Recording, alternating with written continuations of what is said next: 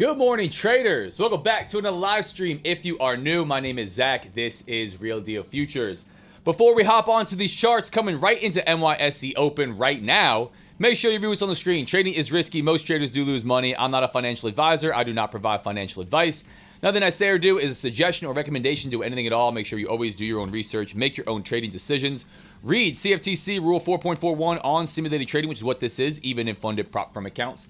And the partnership and affiliate disclaimer. This is I stand to make money from links and codes in my content, like Top of Futures code RDF, Bookmap, and others. Can't be unbiased if I stand to make money, which I do. Important for me to note that, for you to do your own research and make your own trading decisions. Chat, how are we doing today, guys? How are we feeling? Market is getting ready. Opening up right now, man. Opening up right now.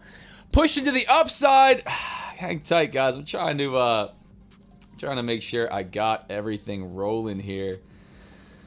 Oh, let's see, man. Let us see here. There we go. Looks like we are live across YouTube, Twitter, and Kick. Awesome. We're up and running, man. Chat, how we doing, guys? How are we doing? How are we feeling? How are we feeling? Go ahead and just mute this for a second. Good morning, good morning, good morning. Johnny, AP, a poor guy life. What's up? Jake, Jess, what's happening? Sam the Trader, Andrew, 30MD, Maritime Trades, Purple Ninja, Dwayne, Afters. What's up? Enzo, what's up? What's up on YouTube? What's up on Kick, Slothfather, Jess, Kobe Clark. Good morning, guys. Good morning on X, even though I can't really read what you guys are saying. What's happening, guys? What is happening? We are here still in the top one live account. Taking some L's in this bad boy this week. Talked about getting more aggressive. Talked about putting on more risk. Talked about probably not holding onto it for a long period of time. This may be the last day in it, man. This may be the last day in it. Taking a look at YM here, man. I gotta say, right? Took some L's getting short, right? Obviously. Obviously, right? Took some L's getting short in YM and Q and NQ.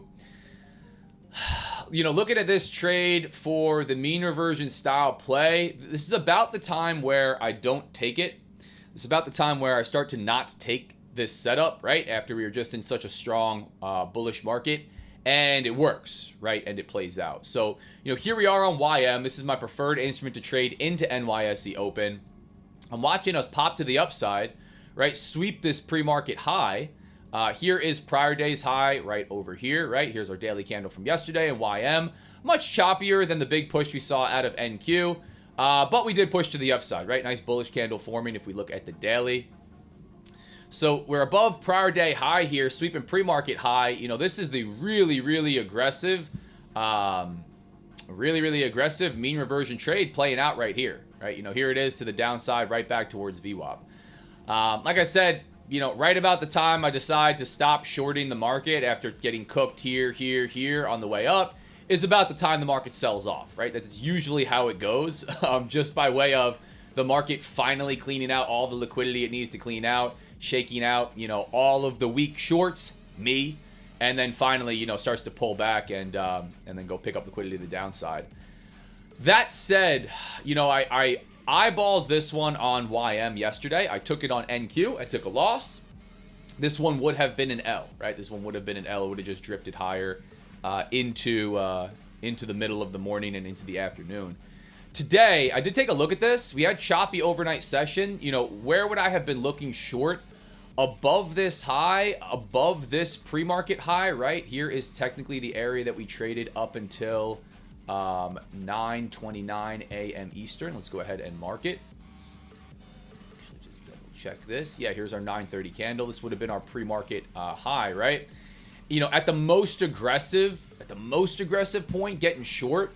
But honestly, looking left, if I was going to short this, honestly, I wanted something a little bit higher, right? So I wasn't really inclined to jump in short and potentially take another L, unless we got another big pop out of this and then fade that back down. So no missed trade for me just yet. I don't know that we were You know, we're going to get that now that we've popped and then started to pull back, just to frame what this could have potentially looked like here. We got news coming in, guys. A lot of headlines this morning. I'll read them to you because I do have News Squawk, paid news service, loaded up. I'll start reading headlines to you just so you know what's going on. But I want to talk markets first. Want to give you the baseline, and then we can start jumping into this. But just be aware, we have breaking news continuing to hit the wire right now. It's the conflict out of the Middle East, obviously, but we got more updates coming. I'd be surprised if we didn't get more comments out of Trump this morning. Some Truth Social posts, so I would definitely be cautious. Obviously, we got some big spikes. You can see it in price, but this is going to be another interesting one. So if I was looking for this trade with my normal 200,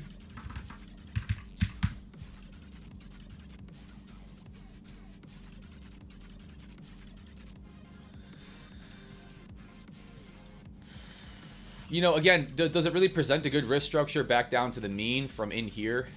No. You know, not really. You're looking like something like that, maybe.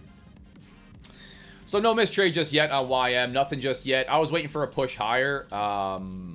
Really aggressive blast higher and then maybe fade that back down. Again, being cautious of just shorting this market, which continues to rally despite the news. But I will short it. Maybe we look for it in NQ.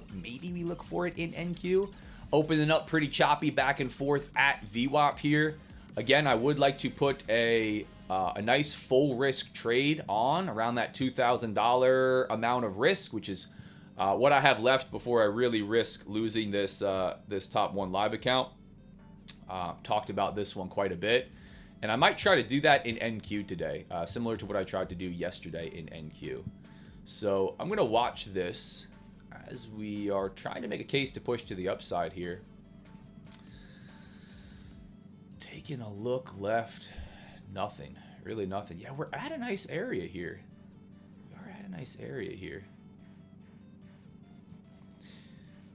I will be the only psychopath short in the market again, chat. Let's just get a pre-market high marked up here in NQ, just so we have it. All right, this is gonna be our pre-market high. Yes.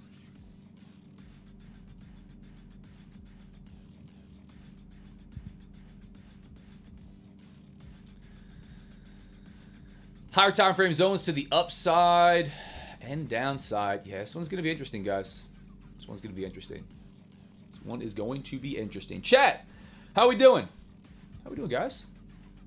Welcome. Welcome to the show.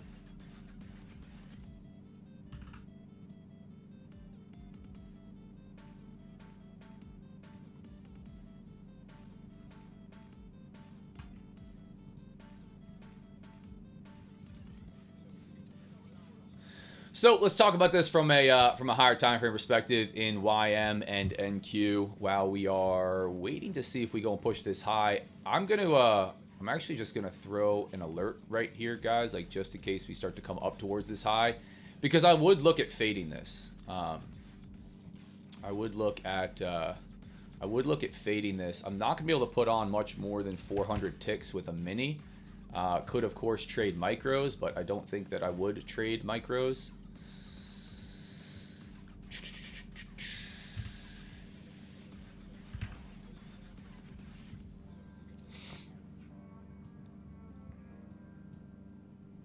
Do I want to fade this market again?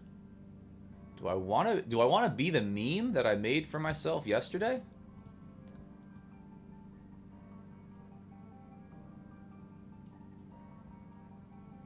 I can get rid of this because I'm watching it.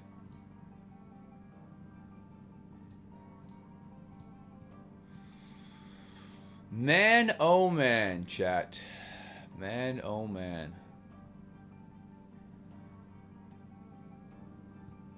Bear with me. I know I'm locking in. I want to talk news. I want to get the higher time frame perspective done. But I had a couple conversations that ran right into NYSE Open today after doing my markup. So I'm not on as early ahead of market open as I would like to be able to yap with you guys. But we got a couple hours. We're not going anywhere here, guys. Welcome to the show. Happy Wednesday. Happy that you're here. Right now, I'm eyeballing like an absolute psychopath, I gotta say, but I'm going to take my trades as they set up. I'm eyeballing a short. Now, there's a case to be made that once the market starts to break and run and drive in one direction, to get cautious on the short side. And, you know, to the upside, if it's driving to the upside, get cautious on the short side. Same thing if it's selling off. I do like this setup coming, though. I do like this setup for a quick crack right back down to the mean here, which we haven't gotten yet. Man. Man, oh man.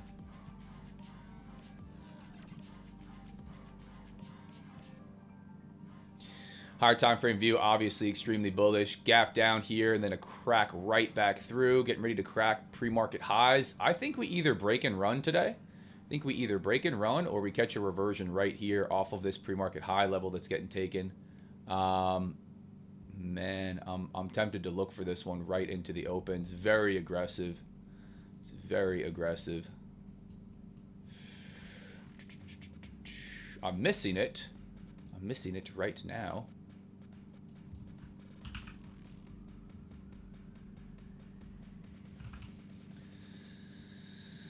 Looking to be the only idiot on YouTube again, shorting the market, guys. Again, just an arbitrary take profit, like way, way, way down here.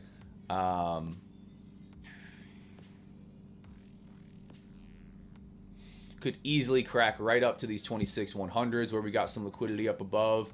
But I'm looking at this as a break of pre-market high for a move back down into VWAP here.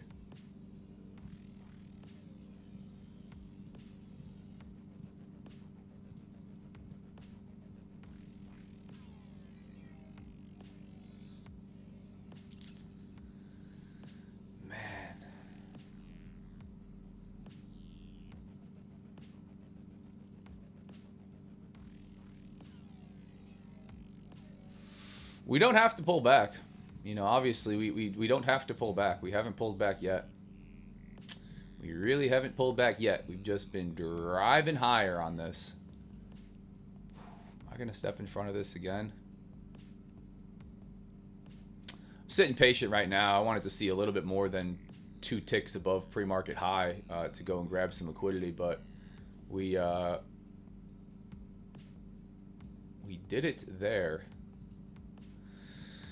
Let's see, chat. Let's see. Getting ready to get aggressive on NQ again here.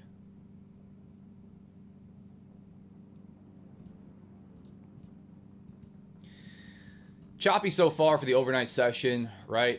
We really didn't test prior day volume point of control, although we got pretty close on this just tiny, shallow pullback here.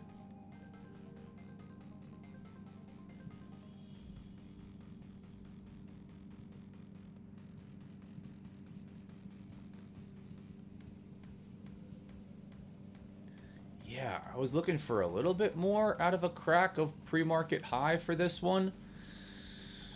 Let's see. Let's see if we get that. The 100s would be an interesting spot, but that would really be starting to drive higher. And I missed that initial opportunity.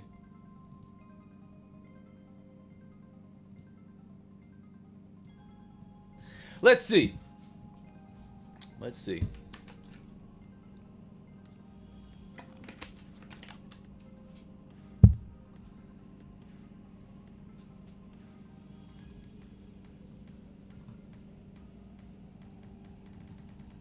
Dang.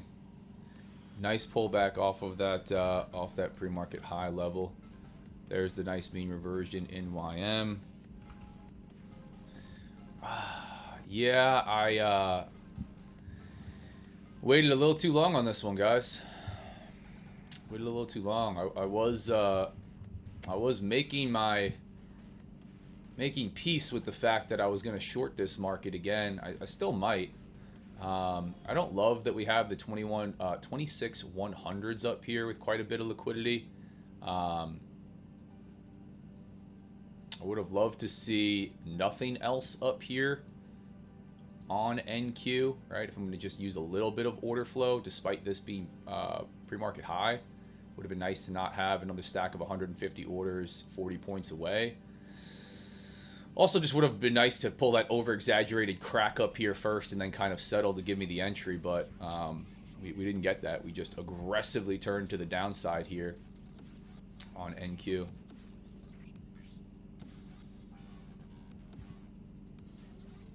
Oh, man, here we go. This one's going to be painful to watch.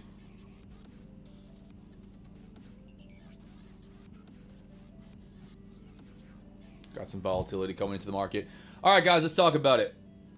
Let's talk about it. Oh.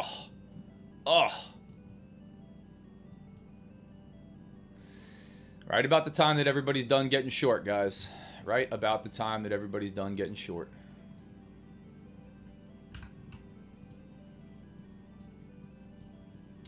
Still watching this. Talking news real quick. Talking news real quick. I'm taking this out because I got squawk playing in my ears. We've got not much today, right? Pretty open by way of scheduled news events as far as normal data releases, not talking about headlines, right? We continue to be in headline-driven markets. We had news this morning coming in. From no decision being made regarding a ceasefire in Lebanon. Israel officials saying we have not received any decision request regarding a ceasefire in Lebanon. So they're going back and forth talking about that. Couple of comments out of Trump earlier, but nothing just yet right into the open, which maybe tells me that something's coming. I'll keep you guys updated on Squawk that's playing.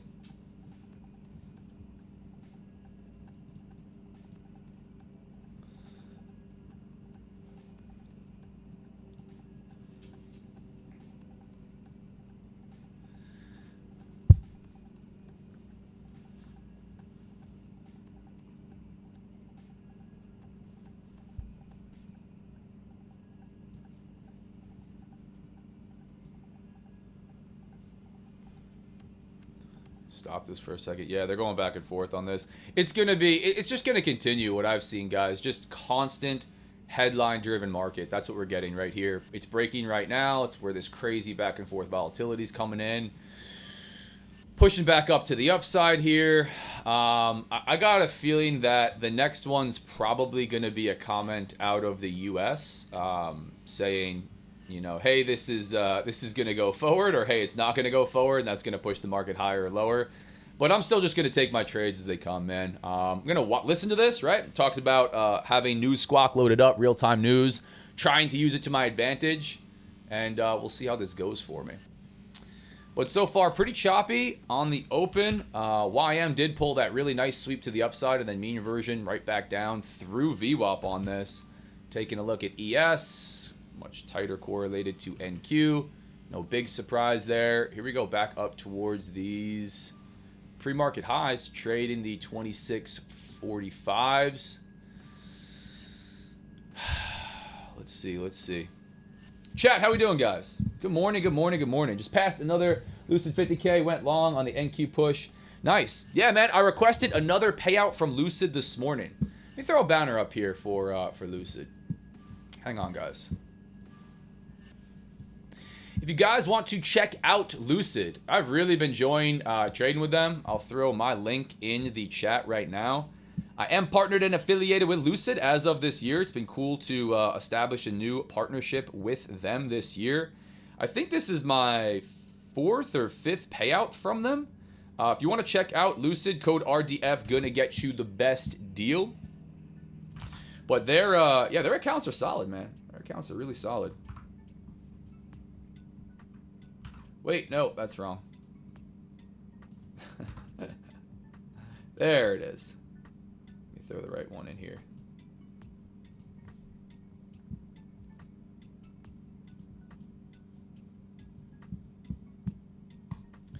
Bang. I'll try to get that on kick to you guys as well.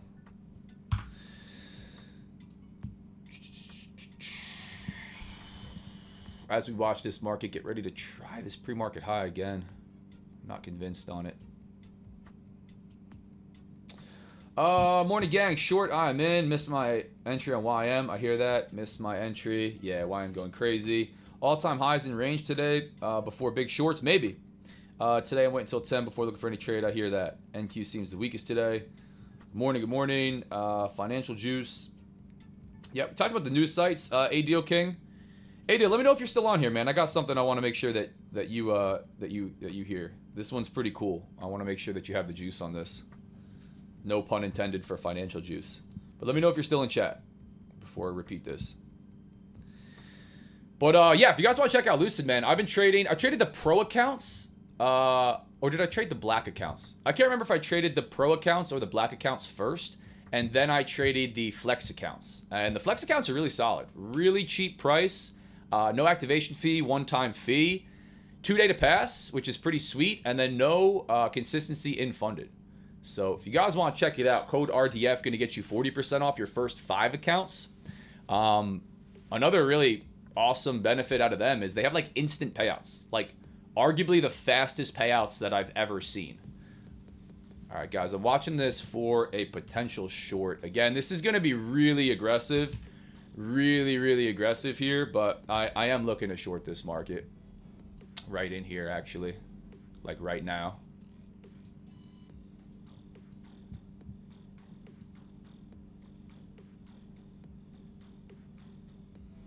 Could break right through to the 100s here. But I'm going to get short on this, guys. I'm going to get short NQ.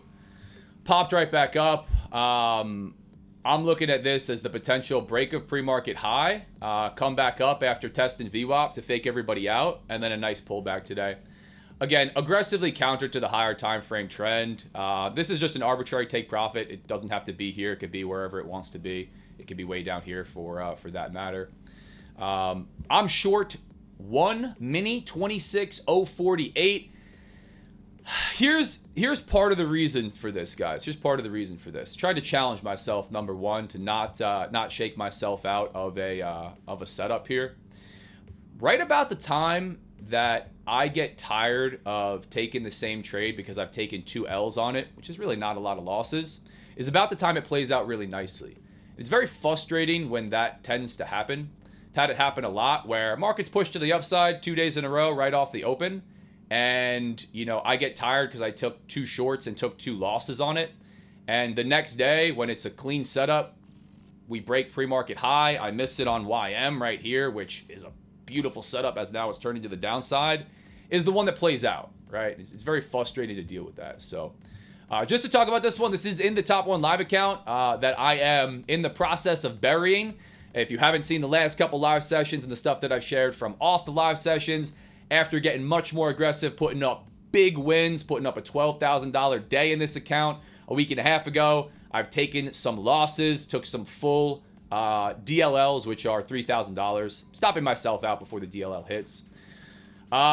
I'm not going to look to slowly dig this thing out. I talked about getting more aggressive, starting to move on to personal live accounts, more aggressive in sim accounts like trading with Lucid, right? Taking a bunch of payouts from those guys, as well as Take Profit, Top Step, Top 1 Futures, and Alpha.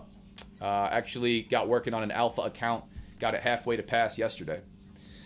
So this one is a full risk trade. This is just under $2,000 worth of risk. Full risk for me in this account.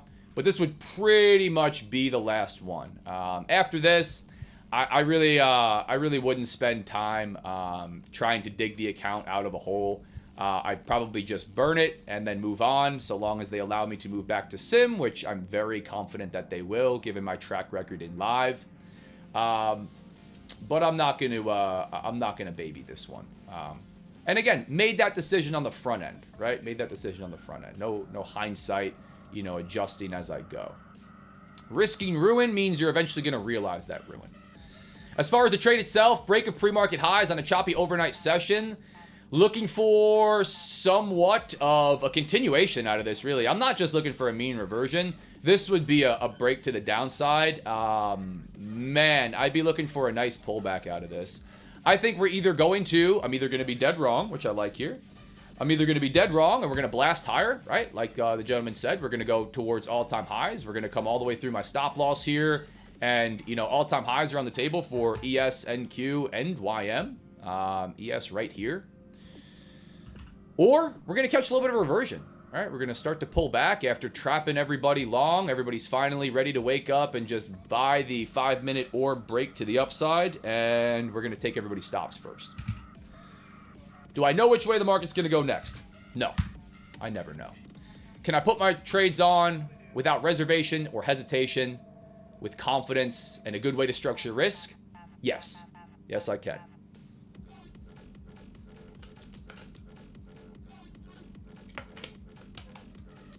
I'm here, bro. ADO King, what's up, man? So, I can't show this platform because it is a paid platform and I don't want to get in trouble. But you said financial juice for news, and I want to talk more about this. I'm not partnered and affiliated with these guys yet. I don't stand to make any money or lose any money from this. I'm gonna probably try to be in the future. In fact, I got a call scheduled with them. But this is a paid news service. This is real-time news. Same way you have to pay for Financial Juice or CNBC to get real-time news. But this is called Squawk. They've got a couple different providers of this. And the big claim to fame is they read aloud as fast as they possibly can breaking news headlines. They keep it pretty concise where it's not just a bunch of talking the entire time. But they're really giving you up to the millisecond news updates. They also do have a platform that updates it in text in real time. But this has been super highly curated, white glove service. They work with a lot of, obviously, big professional traders, firms. This is pretty serious. This is pretty serious. Now, it's not cheap at all. It's $400 a month or $4,000 a year for the Pro, which you need for all the U.S. indices.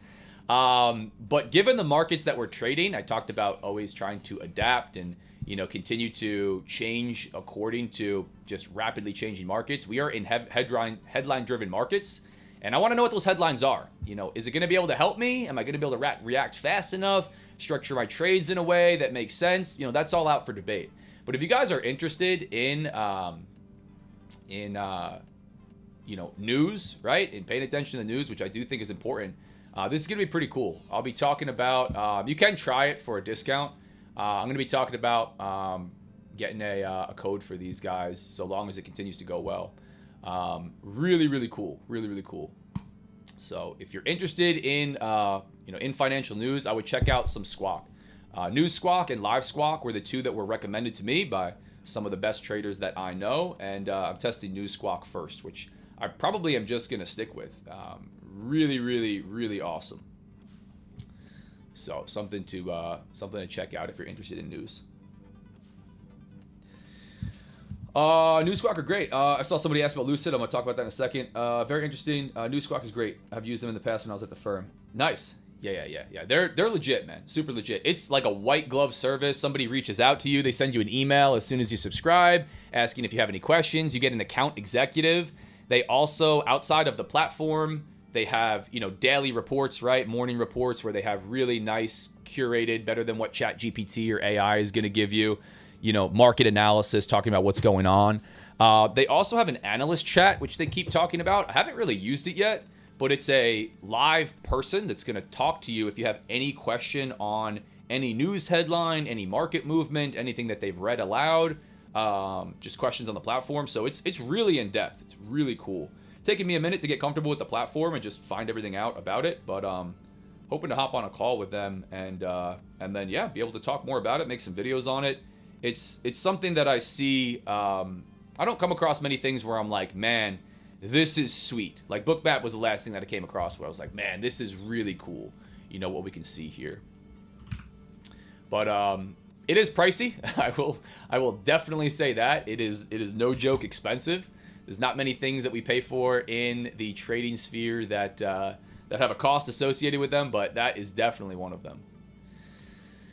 Watching this market hold fairly strong here after a crack test of VWAP back up here. I'm short holding NQ.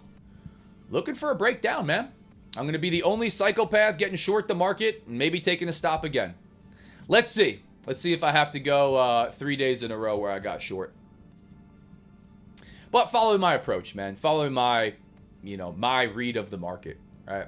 Not going to work exceptionally well when we trend in one direction. I do like the continuation style trades, longer hold trades on NQ for overnight session, even later into the session as well. But this is the closest one that I had, and it's also allowing me to put more risk on, right? YM really just not gonna do enough for me for making the case to put this thing back into some profit or lose this account. So here we are on NQ. Coming into 10 a.m., I expect some volatility. These orders hanging up above here at the 26,100s do not look good for my short. Let's see if we get some of this that was trying to pull the market lower. Let's see, chat. What type of account do you recommend on Lucid? Flex or Pro? Yeah, I like the Flex. So, again, guys, I'm still trading a top 1 futures live account here with you. I still love the stuff that we got rolling from them. I have partnered with Lucid. I've been partnered with Take Profit Trader in the past, but I've reestablished that partnership with them. And I'm also partnered with Alpha. I'm trading Top Step, but nobody partners with Top Step anymore. They've got their own set of issues, but I am still trading with Top Step. I've really, just continued to trade with them since I got started. But with Lucid, if you guys want to check this out, with Lucid, I want to make sure I get the names and everything right. The Flex accounts. I like the Flex accounts. I've traded those after trading the Black accounts. That was the name of it that went away instead of the Pro. I prefer, and you could probably tell by the accounts that I trade across all of these, I prefer accounts with no consistency rule if I can get it. I don't mind consistency rules. I think they can make you a better trader. I think for instant funded accounts, they have to have them. But if I can get into an account with no consistency rule, which is why I loved the Elite Daily from Top 1, I really like that. And I'm comfortable, paying for that and maybe taking some, some other drawbacks because it allows me to, put up a big day, which I will do from time to time and not be hurt by it.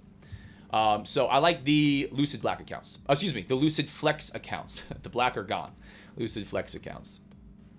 In general, for eval accounts, for funded accounts, I like the 50Ks.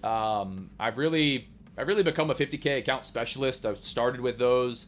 I hopped back and forth to larger account sizes, but it's hard to beat the price point on 50K accounts and the drawdown to profit target ratios.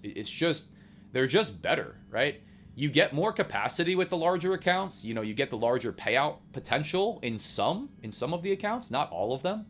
But man, like I just find a sweet spot with the 50Ks. I think they're really, really solid. You could always copy trade. I also trade so many different accounts across so many firms that the need to pay more for, a little bit more is just not always worth it to me. But it depends. Damn, I agree with that. Same for me. Appreciate you. Absolutely. Yeah. So for all of the accounts, just to run through it, for Top 1, I was trading the instant funded before I got moved into this live account 6 months ago. If I went back, I would look for a really aggressive eval if they had that elite daily account. The new elite activation or elite access account, it's not quite the same. I think it's more suited for beginners. I'd probably trade the instant funded, but I have to think about that a little bit. For Lucid, it's the Flex accounts. For Take Profit, there's no choice. It's just the Take Profit Trader accounts. For Alpha, I picked the advanced accounts. And for Top Step, I don't do the consistency path. I just do the standard 5-day path, no consistency. Those are my preferred account types. Talked a lot about this as well. I don't think there's any one best account, right?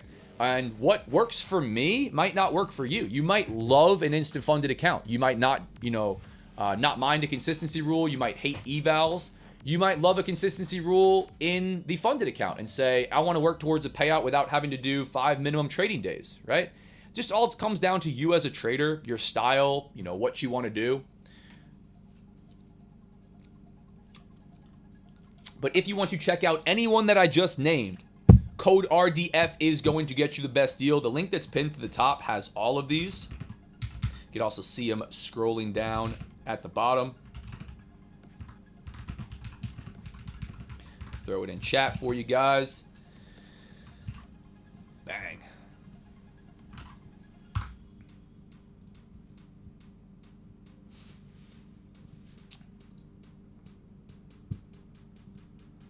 But let me know in chat, what accounts are you liking? What firm are you liking? What's your preferred account?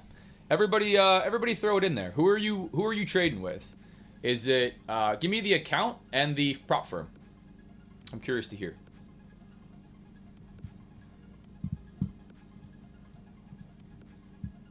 As we hang out watching this thing, feeling a little bit like a repeat of yesterday, guys. Kind of feeling like a little bit of a repeat of yesterday. We'll have to see, man. We'll have to see. Not dead yet like we weren't yesterday for quite a while. Again, I'm short after a break of pre-market high, pull back in, some hesitation as we came back up. We are breaking that 15-minute range to the upside, breaking pre-market high. We're above prior day high. This market has remained incredibly bullish. I might be the only idiot on YouTube shorting it. Only an idiot if we push to the upside. 2 days after a gap down, driving higher. You know, it is quite bullish. But I'm still gonna run this play. This mean reversion style play, I'd say really until we're back towards all-time highs, right? Man, YM was the short today. YM was the short today. Man, oh man. I'm gonna get punished for cheating on YM here. Dang. Yeah, break a pre-market high right in here, immediately into the open. How much time did this give us? Maybe I get it on a retest like I did with NQ. That would have paid. Man, that's disappointing. Gotta say, that is disappointing. But part of the game. Part of the game. But what I was getting ready to say was I will still run this mean reversion style play if we get too many of these days in a row, right? If we start to move into a situation where the market is, and it has been this week so far, and I'm finding myself short again. 2 days is not really a lot to really start to adapt that quickly. If we start to get into a situation where we are just from the open breaking prior day high, opening up above prior day high, breaking pre-market highs, and running in one direction, I will take my foot off the gas, right? In good faith, I will say market conditions are shifting here rapidly, and I'm on the wrong side of this. I'm on the wrong side of this. As you can see today, that paid very nicely, right? Shorting YM at any point for NYSE Open so far would have paid you better than longing it.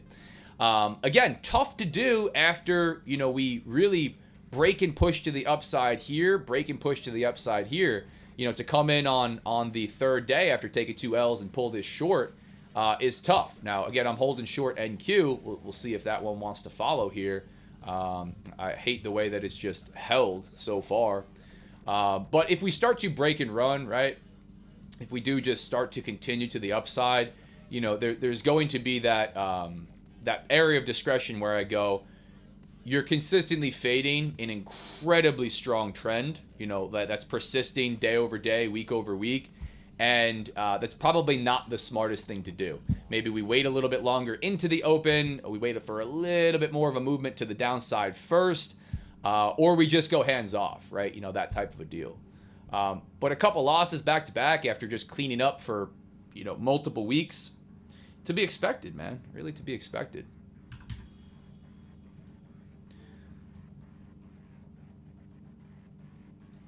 Man, isn't it crazy how quick we get back to all-time highs? Isn't it just absolutely insane how quick we get right back to all-time highs?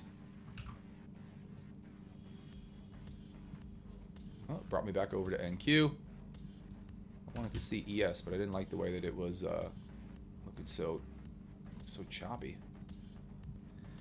Insane, man. Insane.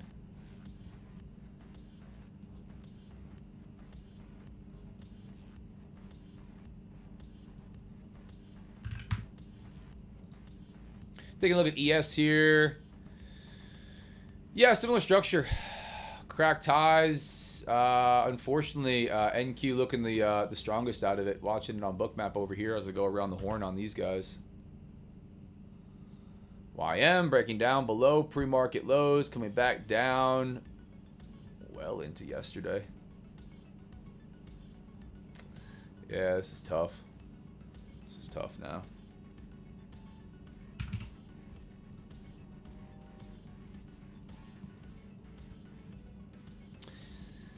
Into the higher time frame, intraday swing, whatever the heck you guys want to call my 15-minute chart trading on NQ. Short from 26,048. Stop at 26,145.50. We're going to see if getting short a third time this week is going to hurt me, or if I'm going to be the bold trader that's catching the move to the downside as everybody's buying the breakout again. But we shall see. We shall see. Let's see. Hope we get a W today. Previous 2 days, take L's. Yep. Previous, I don't know how many days before that, W's. But here's the thing. Sabid, that I love to remind myself of, the mindset. There is a random distribution of wins and losses for any given set of variables that define an edge. It's a quote out of Mark Douglas's Trading in the Zone.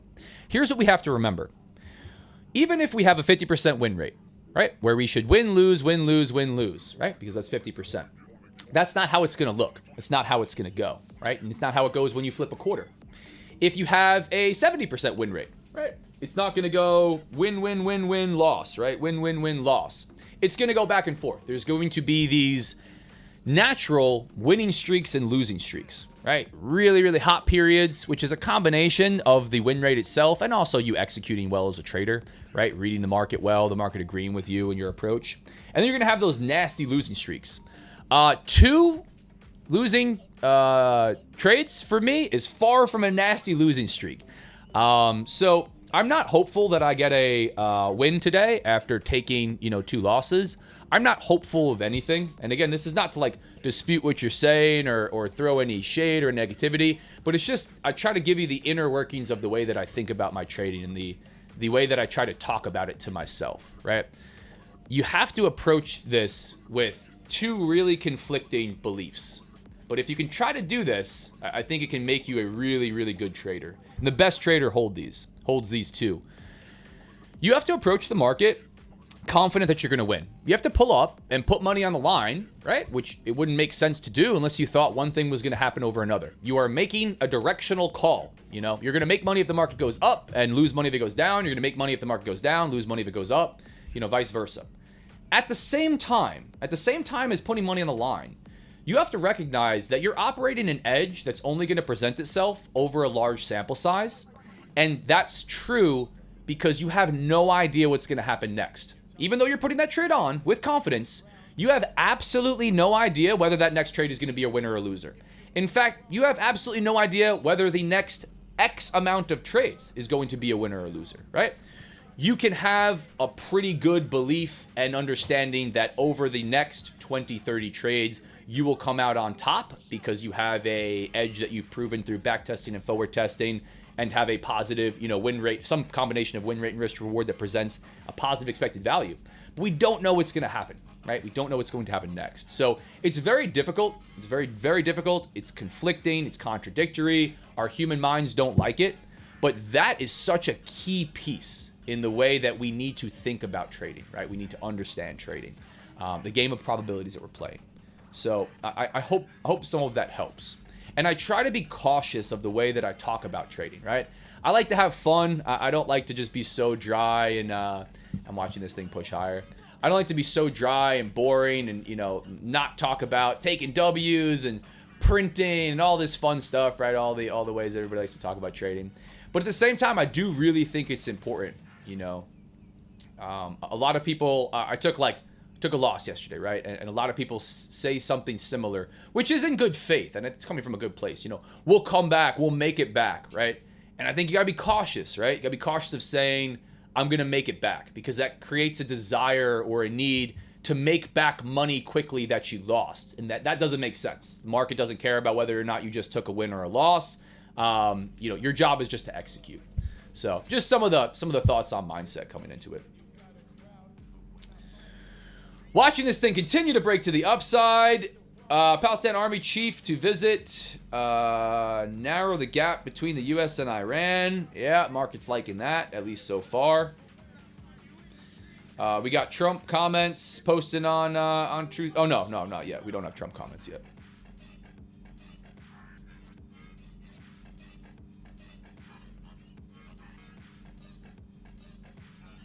Cool. Let's see. We're talking about prop firms. Lucid Flex 50K. Nice. Lucid Flex and Tradeify Growth. Nice. I like the Elite Dally, but it's gone. New elites are not very appealing. Understood. What happened to YM? Still trading YM. I am more aggressive on NQ, putting on more risk, working myself towards getting out of some drawdown or losing this top 1 live account. Only able to trade 1 mini across all of these, so coming over to NQ provides more volatility.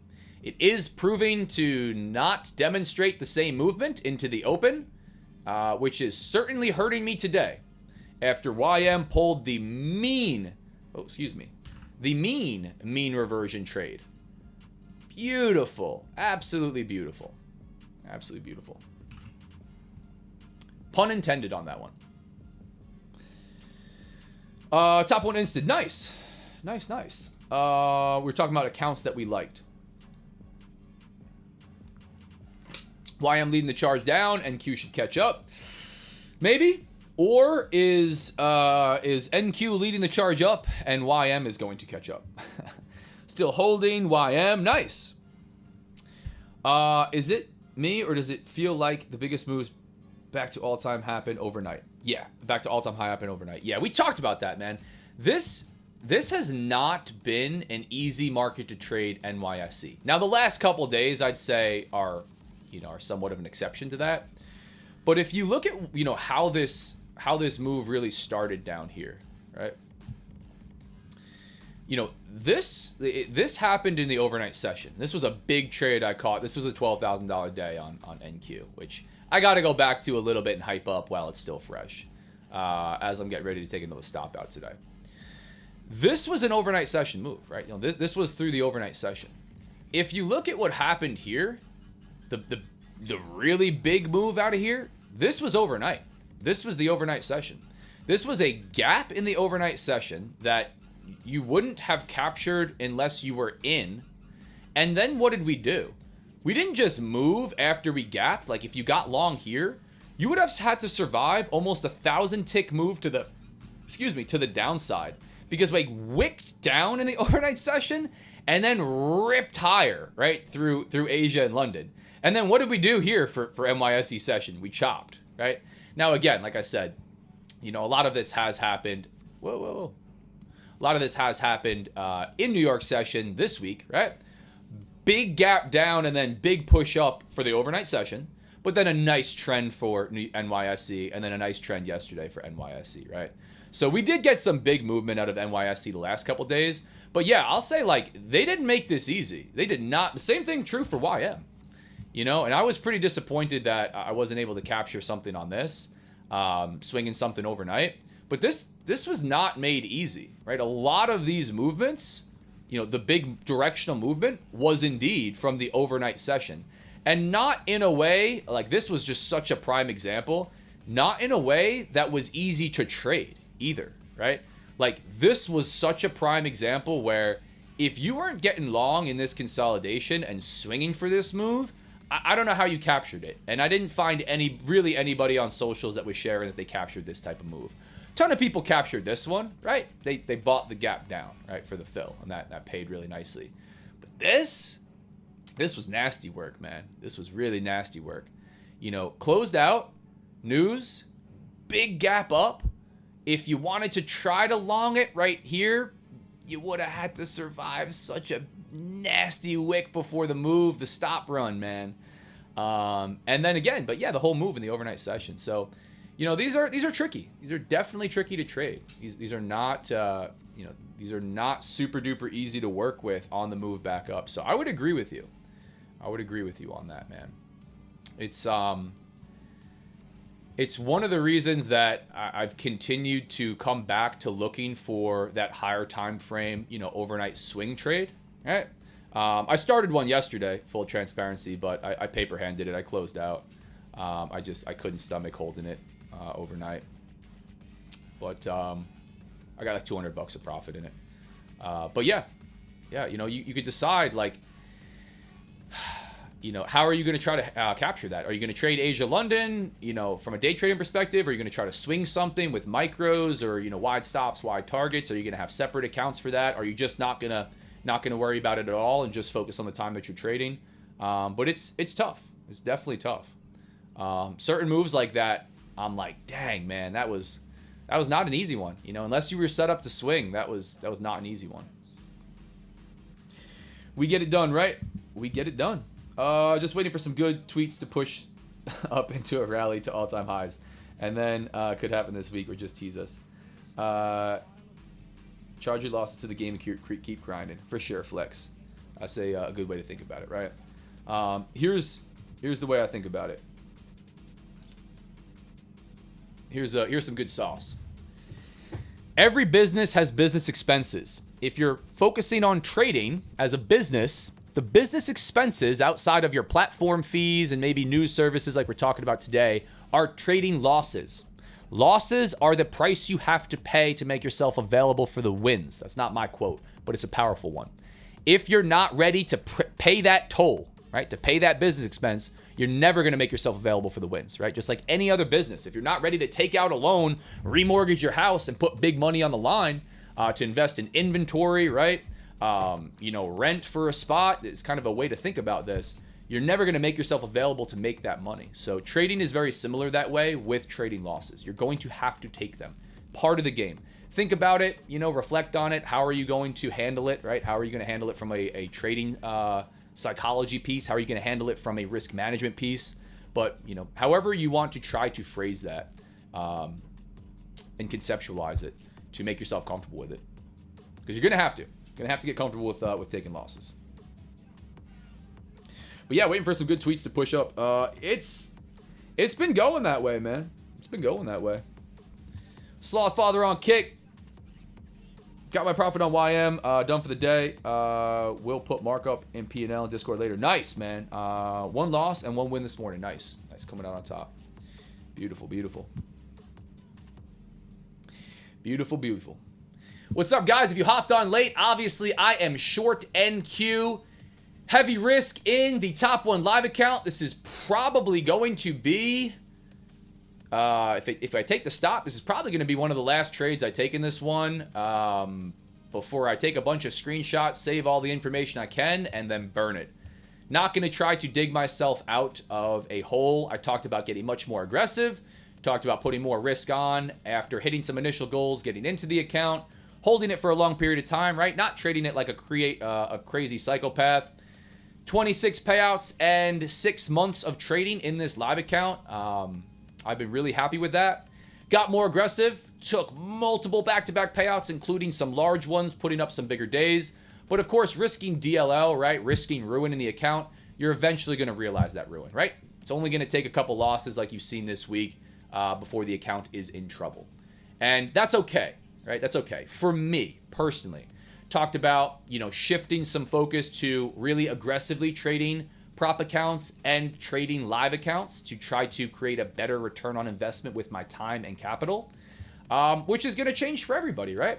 You as a trader, depending on where you are, your experience level, your capital allocation, your general risk tolerance, that's going to dictate how you should be spending your time. Should you be trading one eval or two evals across one firm? Should you be copy trading across dozens of firms? Should you be trading live accounts at all with a lot of risk, with a little bit of risk? All of that's going to continue to shift as you advance as a trader. So I'm happy to try to provide context into what I'm doing and why. The goals that I'm setting, whether or not I hit them. Oh, nasty volatility here. Whether or not I hit them, how that works out for me. And the trading behind it, right? The trading that I'm doing here with you guys live.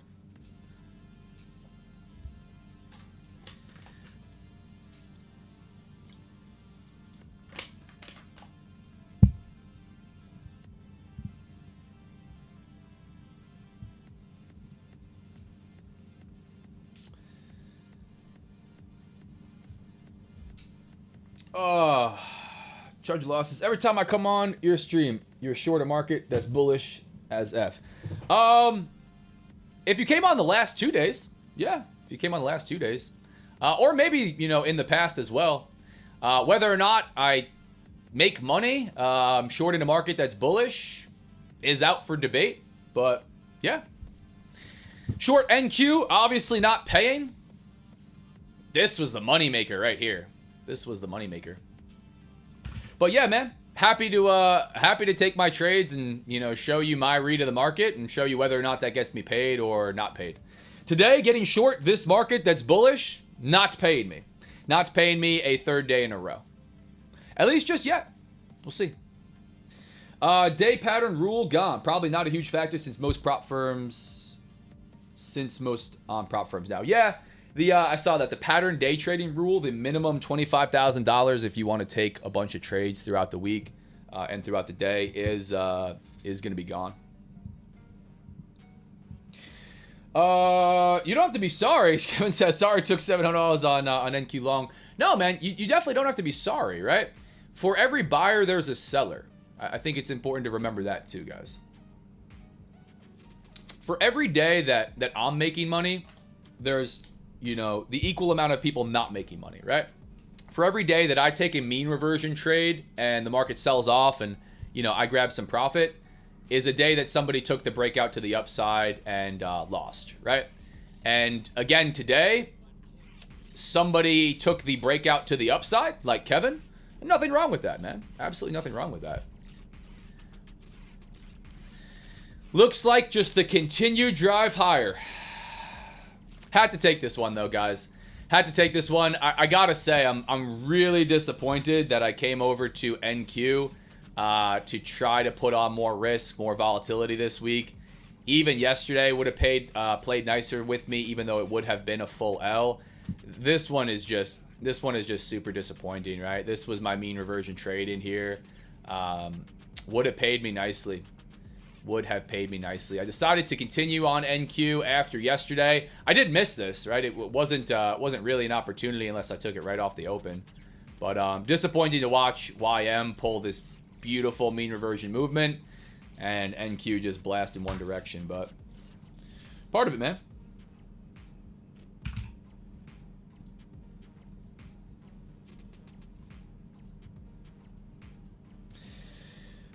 I like that positive energy. For sure, man. If you come in with negative energy, I'm going to kill you with positive energy.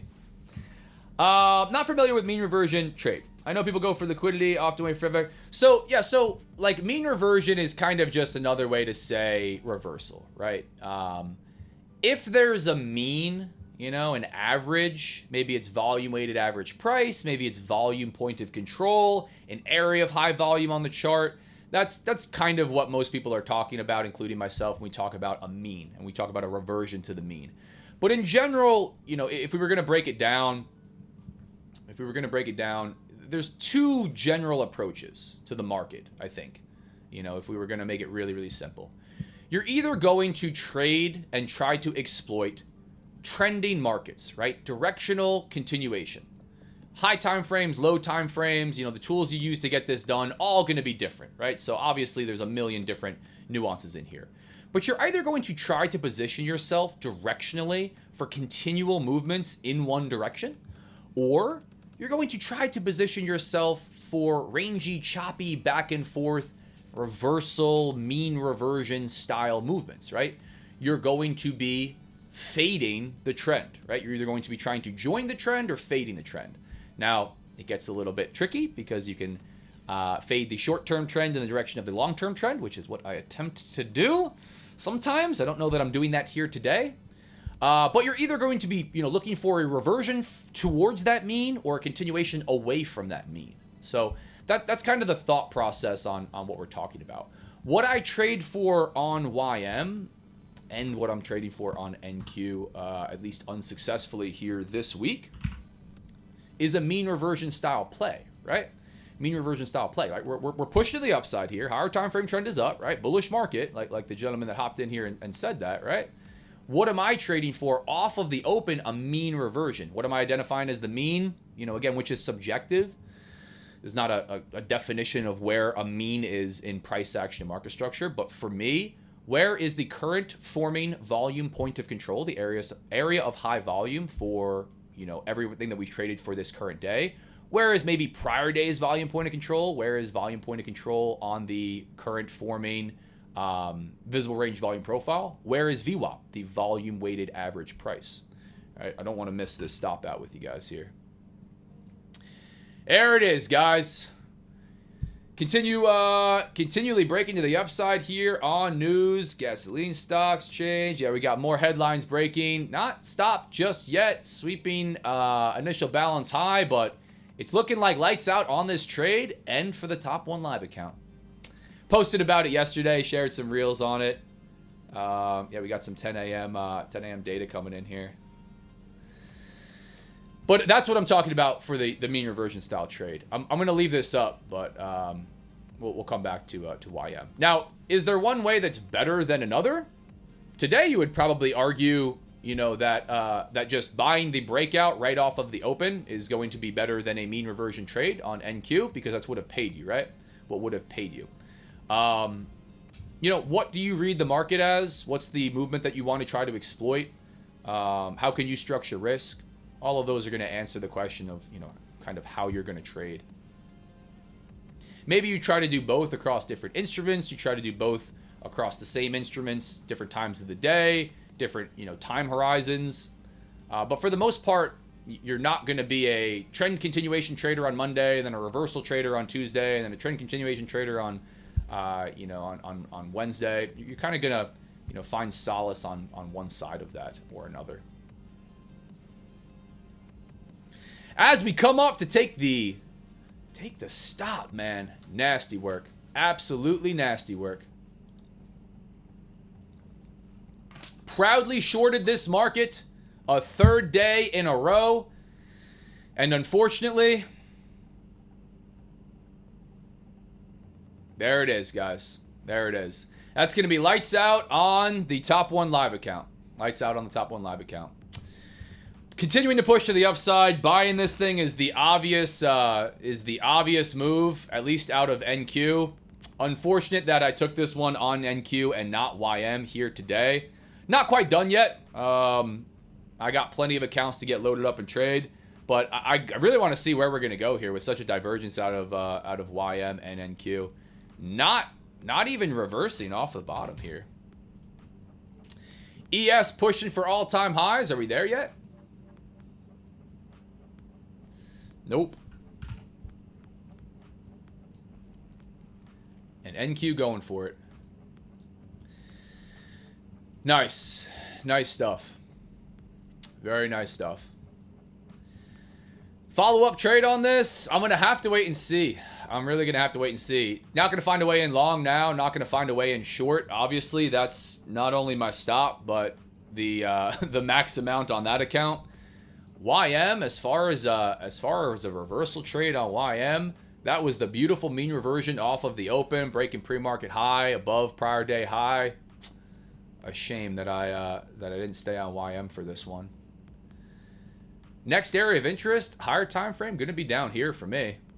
Going to be down here off these lows into the 48,500s. Be curious to see what happens if we started to get back down around this level.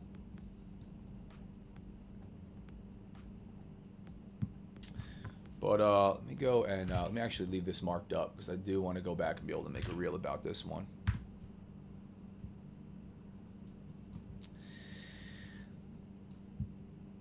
Let's see what we had rolling here, guys. Short from what were we short from here? Yeah, actually get this pulled back up.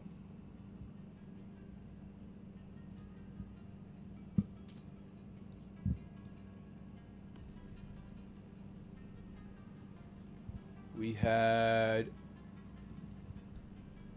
entry was 26,048 evens. Stop was 26,145 and a half. Nice. Nice, nice, nice. I do want to leave this marked up. I like to go back, be able to review.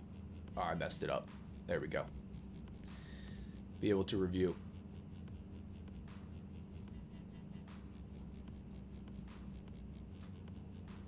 Nice. Nice stuff, guys. Nice stuff.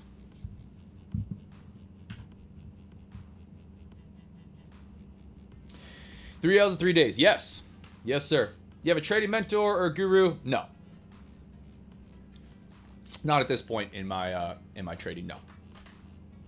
I've worked with plenty of people in the past. I'd say some of the most influential these days, as far as anybody that I'm taking insights and information from,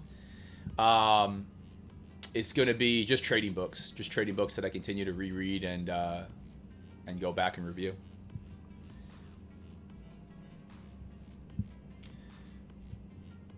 Come for your stop loss, then come back down. Maybe. YM catching up with NQ soon. Maybe. Right? We had somebody, you know, everybody always wants to make that that call, right? Is NQ leading the charge and then ES and YM are going to or push up? Are ES, you know, is ES going to follow NQ and YM to the downside? You know, that's I don't really trade them in correlation. I do think it's important to pay attention to what's going on across them, but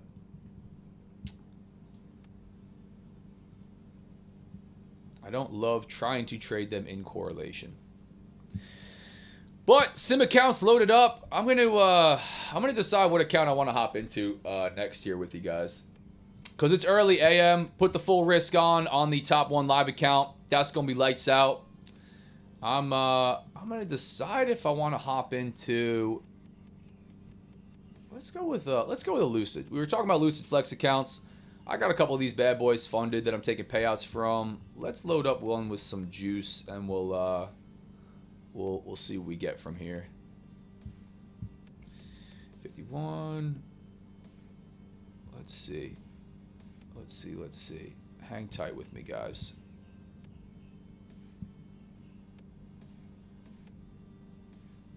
Who's got some juice here? Yeah, we could go with this one. 001.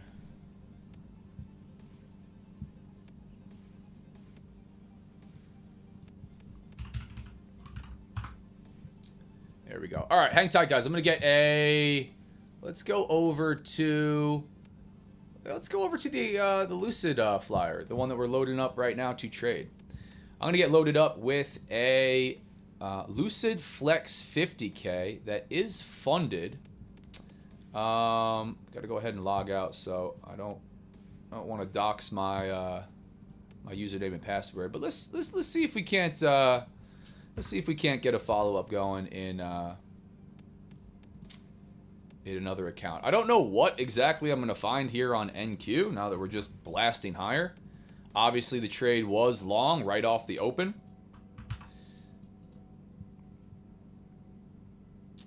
But let's get loaded up and get ready for it. Let's see.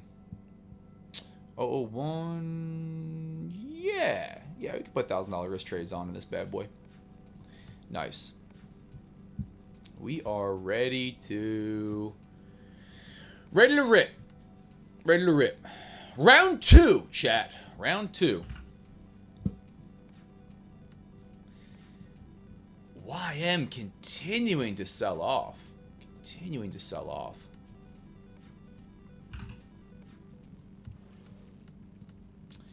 ES, where are we at with ES all-time highs? This is what I'm interested in. We're into the wicks, guys. We're above all-time high daily closures here. Right back to all-time highs. Into the wicks. Crazy, man. Crazy how fast this happens.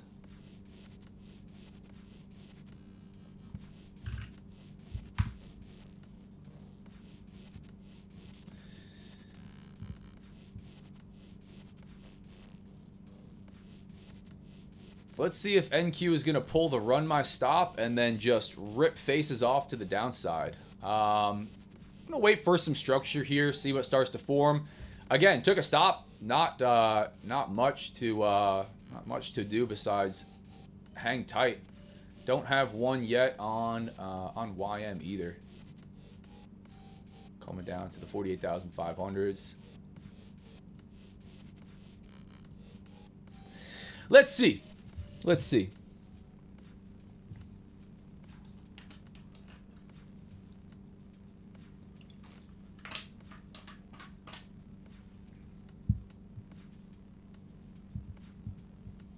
Good day. I've heard that when the S&P goes up, the other indices follow. So what happened with US 30?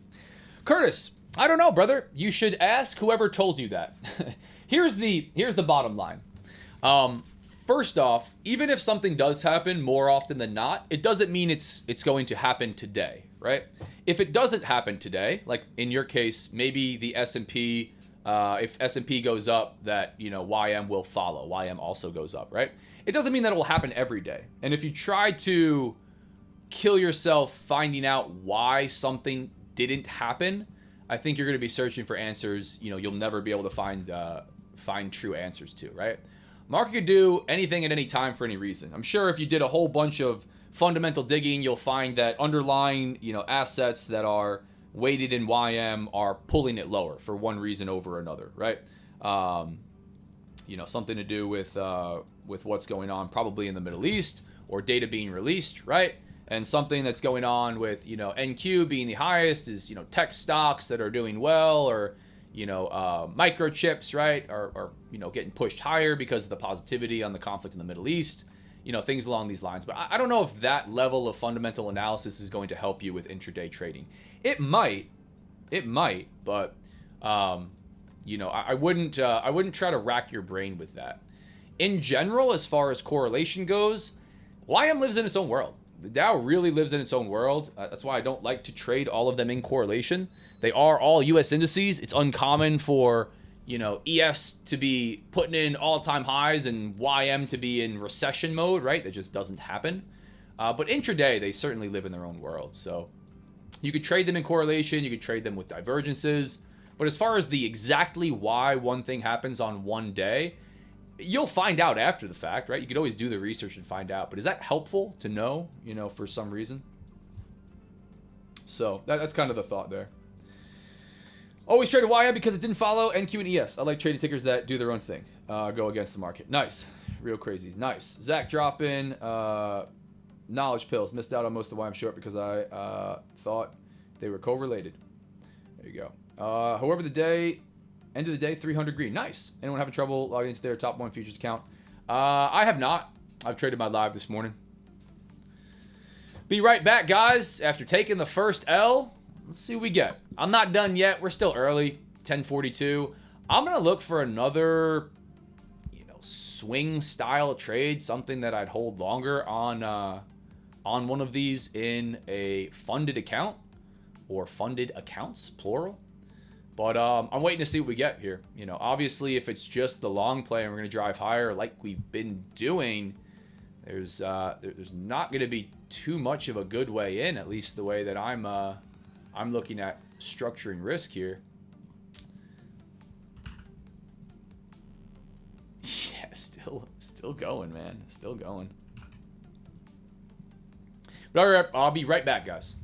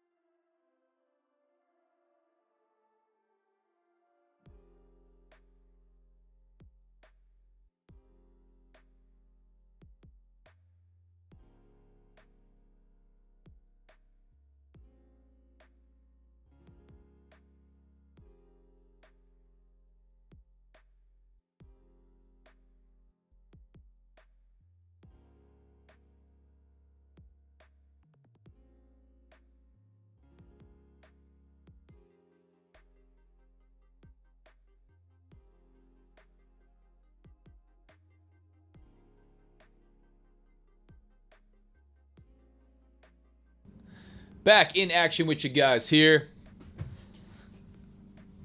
Let's see. 10 1030, initial balance set, broken to the upside here on NQ. Nasty work, just pushed to the upside, man.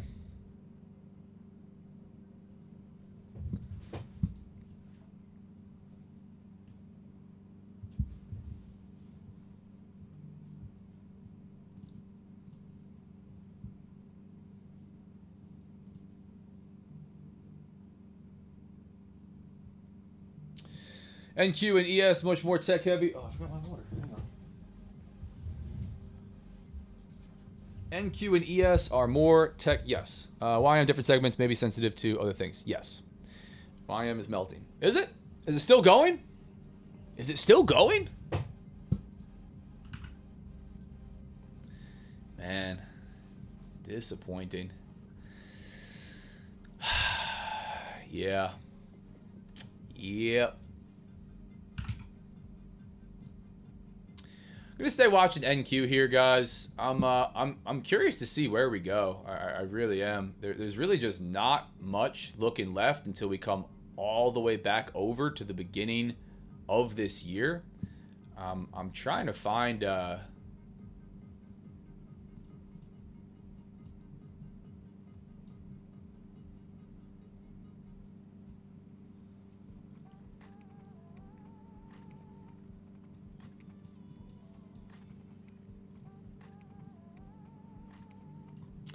Yeah, this whole week was at least on NQ, was a wake up and long. Was a wake up and long. My two shorts did not help me.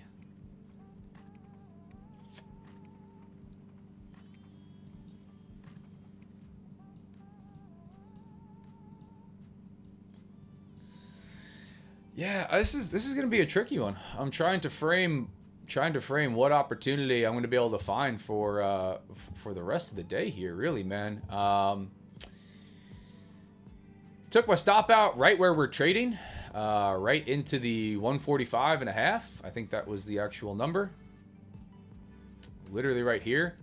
We're putting up a fight right here. I don't want to just continue to short a rising market. I've done that enough already.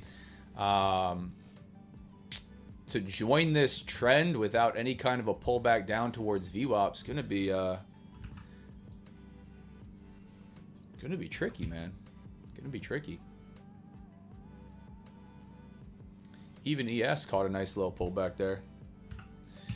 But I'm gonna say stay patient with you guys. We'll have some conversation. We'll yap for a bit. I'll wait for an opportunity. What I identify as an opportunity here. I'd like the follow-up to be able to shift my bias and say, hey, you're proven dead wrong. Markets just continue to run. Find your way in long. Stop trying to fight this, even off of the open. Because we're not pulling back to sweep pre-market lows. We're not going back to prior days volume point of control. We're just going in this thing. But for me, I'd like a way to do that from a little bit higher time frame perspective. You could always just smash the buy button, right? Like that's how you get in long. You hit the buy button, but on a runaway market, it gets tough to structure risk. It gets tough to say at what point of a pullback is this move invalidated, right? If we did this, if we pulled back down towards VWAP before continuing to all-time highs, would that be crazy today? No. So you start getting long in here and then taking stop outs in here, could be pretty frustrating. So, long story short, waiting to see for now.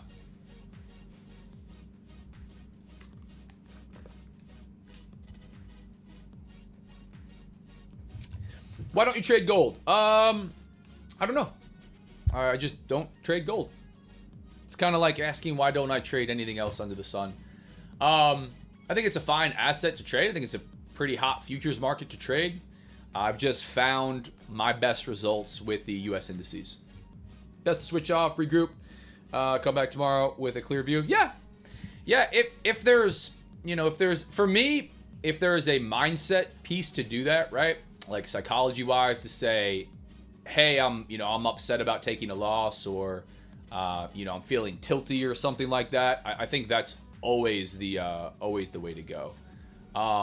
For me, I don't have any of that this week, despite taking some L's, for two reasons, for two big reasons. Number one, I've been exceptionally hot. I was running, you know, a long win streak with big numbers, right? It's about time for some L's, right? That's just part of it. The second is I got overly aggressive, right? Which I made that conscious decision, and I reaped the benefits of doing so on the front end, and I'm going to suffer the realities of doing on the back end. So, you know, for me, not really worried about that piece. As far as waiting here, you know, for a little bit into the open for an opportunity, I'm comfortable to do that. But, you know, like most days, you guys will watch me go no trade at all. You'll watch me put trades on pretty quickly like I have as of recent.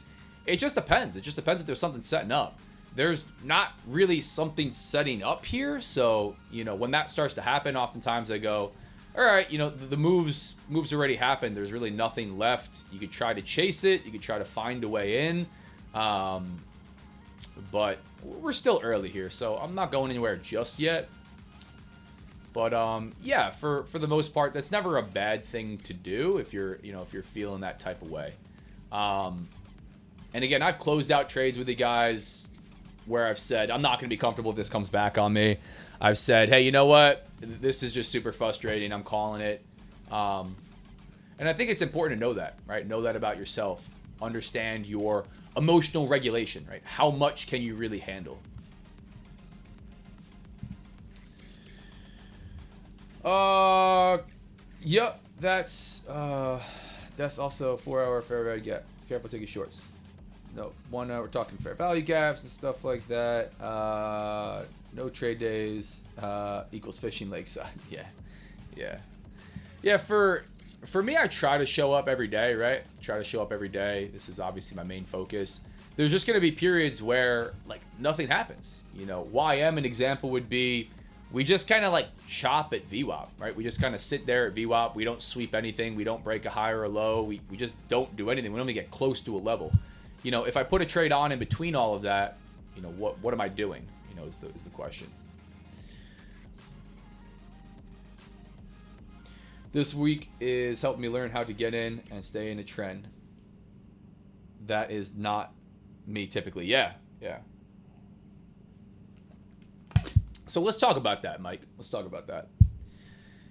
Here's what's important to note, right?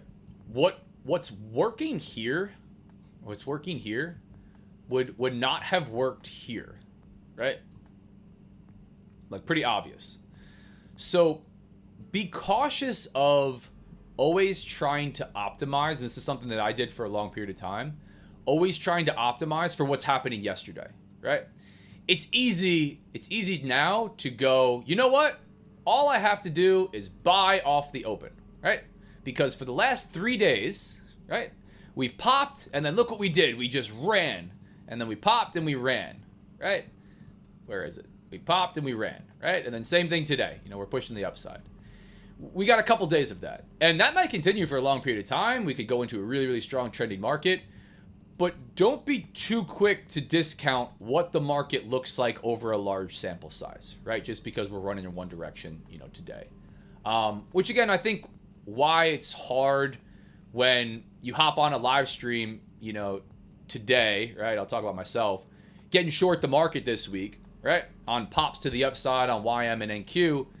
That's paid me exceptionally well over a long period of time. When this starts to happen, right, I'd be doing something wrong. I'd be doing something wrong at least for the first few days. I'm a little disappointed on NQ pushing the upside and YM not today and not being able to capture that. But I'd be doing something wrong if I was taking big wins. I'd be doing something wrong if I was randomly doing the complete opposite of what I've been doing that's been paying me and just longing breaks to the upside, right? So, you know, when you're even talking about trade management, right? You know, what would have worked really well in here and even in some of this? Not holding on to trades, right? See profit, take profit. Taking your winners quickly, base hits, all of those axioms. What's working right here? Let your winners run. Hold to the moon, you know, never close. So there's kind of two ways to go about it. You can try to identify the changing market conditions and shift to that, which we should all do without being too quick to change after a day or two. Or you could try to get hands off and just, kind of take your foot off the gas as you start to identify conditions that are just not right for you in the way that you like to trade. But don't be too quick, because what I used to do here in an exact week like this, I'm doing great. We're taking payouts. Everything's working good. Or this is even way back. I've taken a couple wins, right? Then I come in and all of a sudden we're just pushed in one direction. And then what do I do on Thursday, right? What do I do tomorrow? Well, all we got to do now is just buy. Buy anywhere, start buying, buy for the breakout, buy here, right? And then what starts to happen? Well, this doesn't always continue, right? And we start to do this. Well, maybe that's not a good example. We start to do some of this, right? And then what happens? We come into this area and you go, you know what? Now instead of buying for the breakout, I'm just going to short. As soon as we push it upside, I'm going to short. As soon as we, sell off, I'm going to long. And I'm going to take my profit really quickly because we're not going anywhere. It's that over-optimization and then lack of, being dynamic. That balance that we've got to find as traders. Still pushing the upside here in NQ. Was listening to a couple more headlines come in. It's not seeming to matter. Market does not care about the news. If it does care about the news, it's liking it. Continual push to the upside. Whoa, not UM, YM. Man, still pushing lows here in YM. Wow, this is really starting to get interesting here.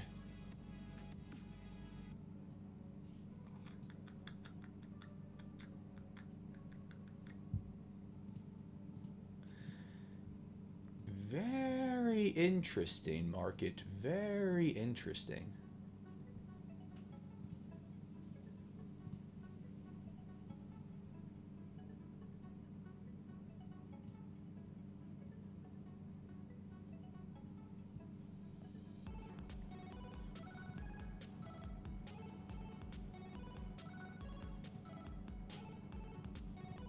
Just taking a look at bookmap around on all three of these.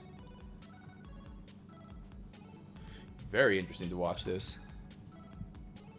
Living in their own world today. Absolutely living in their own world. ES and NQ looking more correlated as they usually do. Not always. Not always. We'll have mornings where NQ opens up really aggressively in one direction. ES really doesn't do anything.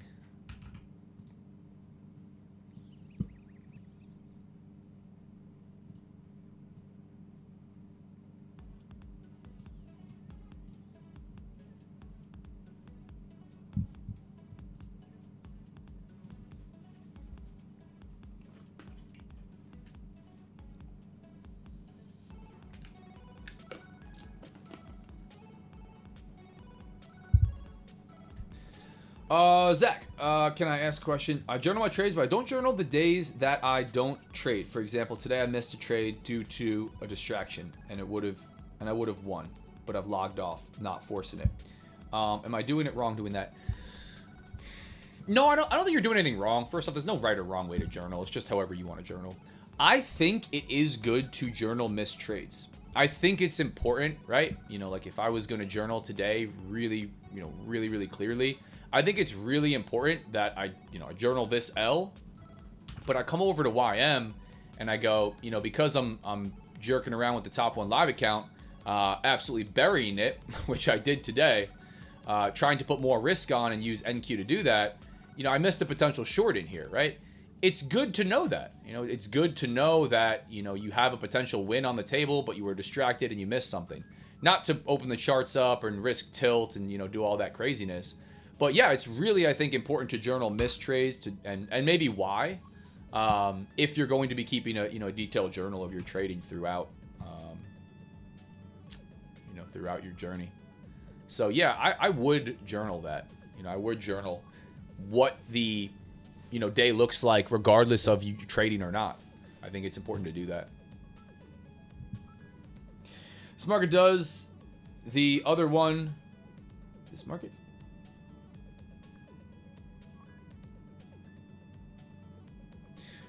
This market does one, the other does that. Yeah, comes down to which one you're trading. Yeah, again, we talked a lot about correlation, right? It does depend on what you're trading. It just depends on the instrument that you're trading, right? So I've found better results focusing on solely trading an instrument and not worrying about the correlation, right? Like not trying to pick a leader and a lagger or, you know, trade a divergence. Some guys do that very, very successfully, like very successfully. I just haven't found luck doing that. I find that I'm often trading the wrong instrument. I'm trading YM on NQ and I'm shorting because YM's going down, or I'm longing because YM's going up. And you're waiting for one to catch up and one to be a leader. I don't love doing it. Again, I had somebody trade live with me that does it really, really well. Major League Eric, Major League Trading. He does that very, very well. He trades all of the US indices in correlation or lack of correlation. He waits for divergences, and he trades any one of them that's setting up for him. And that seems to work really well. But again, it just comes down to, you know, what tools you want to use, what information you want to try to use, what you could build confidence in, what you see happen more often than not, right? Like maybe you do find that, you know, these are correlated in a certain way and you can exploit something like that. You know, that tends to work really well for you. I tend to try to get comfortable on whatever it is that I'm trading and push it there. And if I'm going to focus on, you know, multiple instruments, at most it's usually, you know, 2, maybe 3. But usually, you know, I'm hyper focused on 1. Right now it's YM and NQ.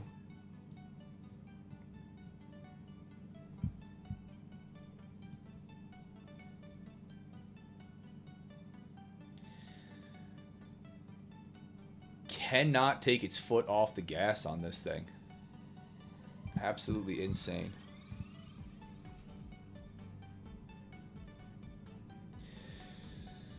More headlines coming in. Iran has abandoned the use of intermediaries to sell its oil following a number of IRGC officials being killed. Wall Street Journal. Goolsby making comments here.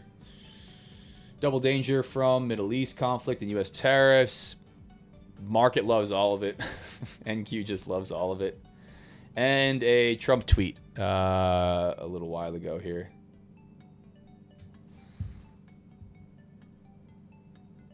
Yeah, I'm not going to read all that.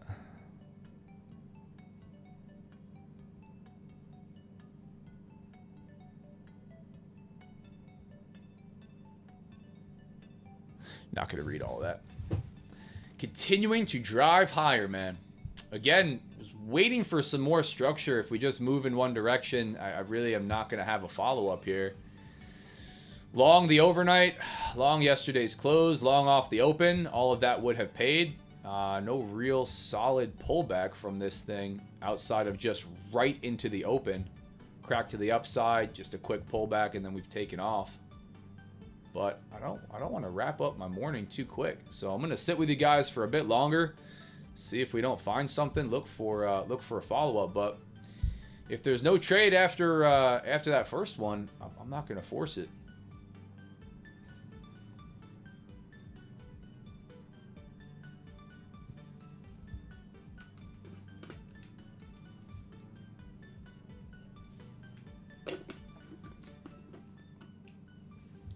About to do a pullback.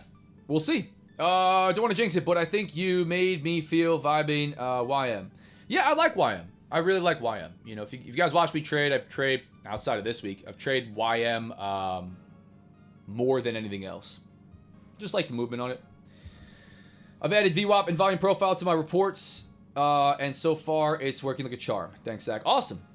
Did you actually lose the live account today, Zach? No, not yet, Purple Ninja, but it's dead. That live account is going to be dead. I'm going to take a bunch of info from it because I've been in it from so long and I want the trade data. I want to make sure I export everything and have all that. Maybe so I can make videos on it or just have it for personal track record. But it's dead. That's going to be dead. Talked a lot about, and you're in the Discord as well, but talked a lot about getting much more aggressive with that. Talked about, you know, hitting some milestones, going over 6 months of trading in it. And, you know, just as we adapt as traders, what a good use of time is and maybe what a not as great use of time. I love the live account thing with prop firms. I do think it is really cool.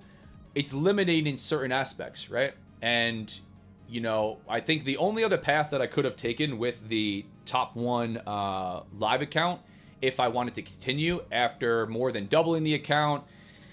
Again, 26 payouts, 6 months since I got moved from October of last year, is to try to scale up in it. But even then, there's some drawbacks, right? To leave a lot of sim profit or live profit in a prop firm live account and not withdraw it when you can, it begs some of the question why you would do that and not put it into your own live account, which I already have in trade, and not have to deal with the rules and regulations and requesting payouts and profit splits, taxes, right?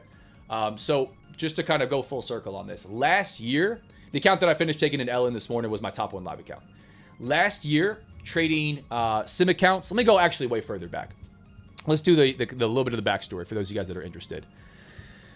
I traded first with live accounts, then CFD and Forex prop firms as they started to melt down. You can understand how many years ago this was. Then I came over to futures, but I continued right on that futures prop firm journey. Burned through evals, came in way too confident, even though I had some consistency coming off of live accounts. But I finally started to grab some consistency, right? Into last year, I had gotten pretty consistent taking prop firm payouts, but I hadn't made it to a live account. And I said, can I slow myself down enough? Can I structure my trading where I take my sweet ass time, specifically with the goal of building a buffer, getting into a prop firm live account, and then hold on to it, right? Can I demonstrate that level of consistent trading that most traders, never make it to a passing an eval, let alone a prop firm payout, that most of them never hold on to it past one payout, right? I've done that. Most of them never take enough payouts and, trade well enough or build enough buffer to get kicked into a live account. And then most traders, after they get moved into a live account, more than not, never take one payout, believe it or not. They blow the live account right away. And then if they do take one payout, they almost never take a second payout, right? So can I go down that line? And I did that. Got kicked in, and I took that first payout, and then I took multiple payouts. And after 6 months and 26 payouts from the same account, my goals have shifted, right? I've checked off some of these boxes. Now, how can I continue to find the best use of my time, my capital, right? The accounts that I'm trading to make the most amount of money and to continue to progress as a trader. And for me, that meant getting really aggressive, kind of moving on from the top one live account, right? Getting really aggressive in the top one live account, putting up larger days, hopefully, if I was able to do that, which I was, and make some money doing that. And then eventually lose it, right? Risk ruin. And, if you're going to risk ruin, you're eventually going to realize that, that ruin, right? It's not a matter of if you're going to lose it. It's just when you're going to lose it. And then after this point, which I talked about in Discord, right? And as I've been doing this, which you guys can see from all the payouts that I'm posting, where I'm shifting my time and focus is really aggressive in sim accounts, really aggressive across multiple firms, multiple accounts across multiple firms, right? To try to leverage that skill set, leverage that capital, and in live accounts, right? If I get kicked to prop firm live accounts, I'll trade those aggressively, but also to scale in personal live accounts. So post trading this top one live account with you guys live every day, I've thought about the accounts that I want to trade. It's probably going to be prop accounts. Most people just don't care about live accounts. They're not trading them themselves. They don't want to hear about them. They don't want to, I didn't get a lot of followers or a lot of I didn't really get the hype that I thought I would get, to be completely honest, trading a prop firm live account for 6 months live every day to, dozens of payouts. People don't really care so much about it. They want to talk about, passing evals and kind of where they're at in their journey, or being really aggressive with props, which is what a lot of people do. And so I'm doing that along with trading live. I'll probably display the really aggressive, prop firm trading, what I'm getting ready to do right here with you guys now. In sim funded accounts, if I make it to other live accounts, trade those really aggressively. But yeah, that's kind of the full scope. My goals coming into this year, which have been hit so far, it's been absolutely awesome. I'm super grateful to be where I'm at. My goals, going forward are, can I get more consistent with aggressively trading sim accounts? Can I trade towards larger and more frequent payouts, max payouts, right? With the sim accounts that I'm trading. And can I scale in live accounts, right? How much risk am I comfortable taking on now? I'm finding that, right? We continue to find that. And then can I push myself from there? That's kind of my trading goals overall. As far as the trading itself, YM, NQ, I'm really interested in trying to capture overnight swing trades, so I'm going to keep focus on that. And then in the options market, trading, stuff that tracks the U.S. indices, and as well as some stocks. All right. Past that, of course, the retirement accounts, the investment accounts. We're always managing portfolios there. But that's kind of the full scope coming into today, which I think is appropriate to talk about as I'm closing a chapter here. Closing a chapter, man. A little bit sad because it's been such a fun run, but I made this decision about 2.5 weeks ago when I posted, or 3 weeks ago when I posted in Discord. You can go back to the Monday that I posted it, and then I think it was the next day or the day after I put up a huge day, right? I'm not gonna put up a huge day risking $500, $1,000, maybe $1,500, right? Trading one YM mini. I am going to put up a huge day, or potentially, if you get the movement, risking the DLL on NQ, holding for 15 hours, even as you're running in profit, right? So, anyway, that's kind of the full scope. Purple Ninja and anybody else that's interested. But I think that stuff is important. I think it's important to understand what people are doing and why, right? Where are they at with their trading? Where are they at with their experience level? Where are they at with their capital allocation?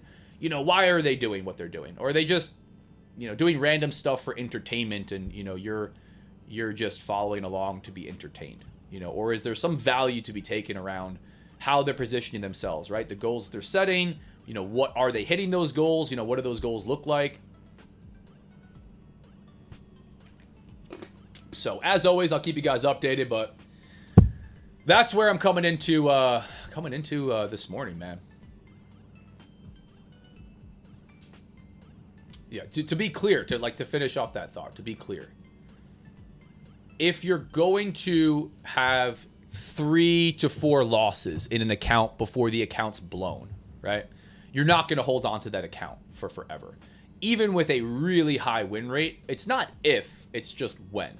So, it's our job as traders to identify what's our average win rate and risk to reward, right?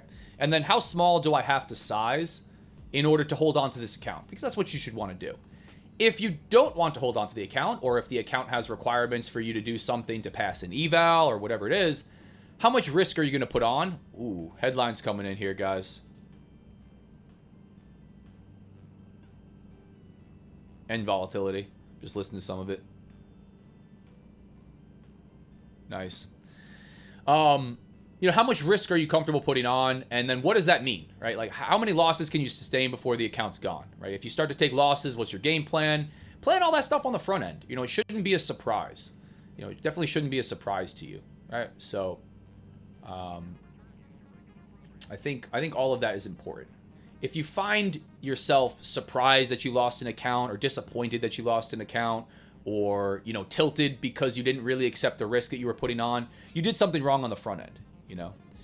U.S.-Iran reportedly weighing extending their ceasefire by 2 weeks. That's the news right here, guys. This is gonna blast us right through all-time highs. We are just continuing to drive higher. Absolutely insane. Great outlook. Look forward to seeing it. Absolutely, man.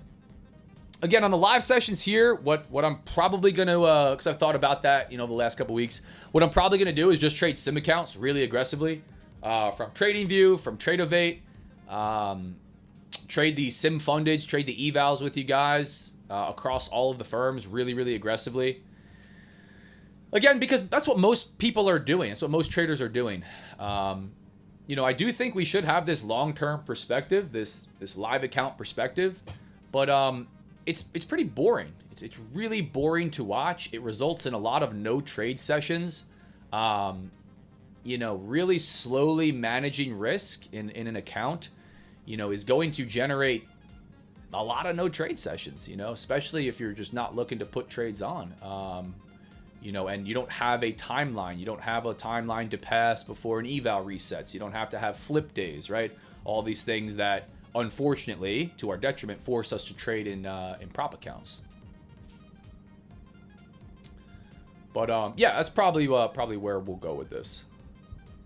Some aggressive trading in the sim accounts. Man, watching this thing just drive higher. I'm staring at Bookmap today because it's just really active on NQ. ES looking the same, eating up liquidity to the upside. It was buys since that gap down, guys. Buys since that gap down. That's it. YM turn yet?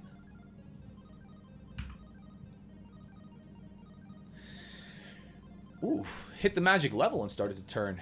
Hit a pre-market level from yesterday. Yeah, close to these lows. Dipped its toes outside of this area of high volume, and then popped back up. Full port CPI. Yeah, CPI hasn't really been doing anything, to be honest. CPI really hasn't been doing too much. It's been a nothing burger. Market cares about Trump's Truth Social posts. That's it.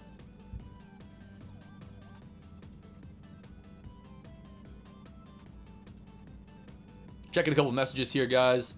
As I'm watching the market just absolutely rip higher.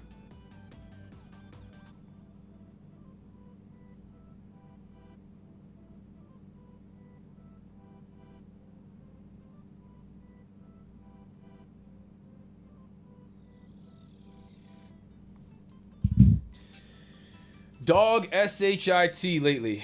Wicks both sides these days. Gotcha. That's the thoughts in the chat.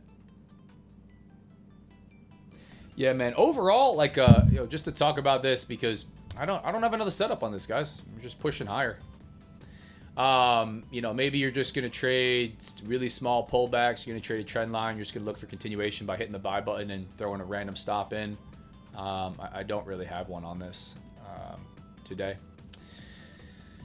But trading this move to the upside, I think this was a nice opportunity. Really aggressive gap down. A lot of traders are always gonna just go for the gap fill. I think on another day where this news holds, we sell off. But trading this to the upside, it's a pretty tight trend on NQ. It's a pretty tight trend. Ahead of these last 2.5 days that we're into Wednesday here, this has not been particularly easy, right? We've got consolidation like this, and then massive spikes on news that have happened, like we were talking about earlier, a lot of time in the overnight session, right at session changeover, right? So not inherently the easiest trend back up to trade, right? When we look at this from a much higher time frame, right? Like coming off of these lows, how do we get from here to here?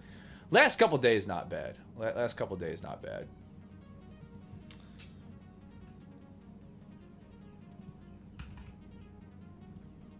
I'm on NQ. I'm going back to the 15.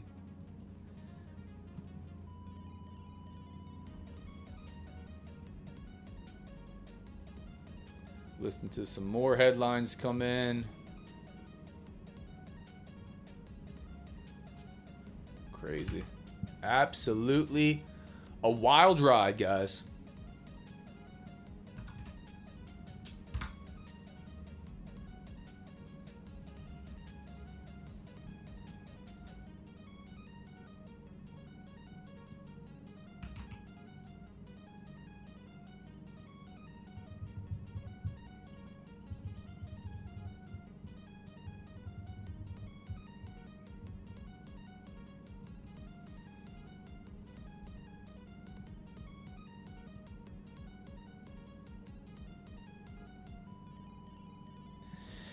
Yeah, I don't think I'm going to have anything else on this, at least for now, guys.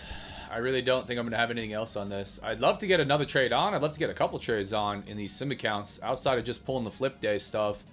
I don't know that I'm going to have another good one. I don't know that I want to put risk on after trading for that reversion and then blast in one direction, no pullback. It's not really giving me an opportunity, even if I wanted one here, which I do. YM settling down around the lows. Mean reversion trade back up off of this zone, but even that's not too appetizing.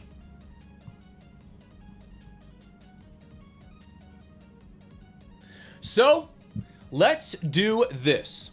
Let's do this, Chatty McChat. You guys have been cool. You guys have been cool. As you always are.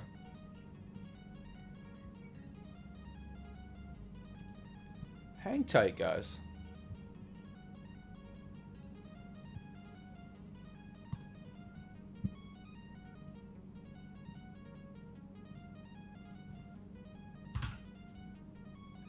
let's go ahead and do a drum roll, please. Giveaway. Let's get somebody funded with a top 1 account.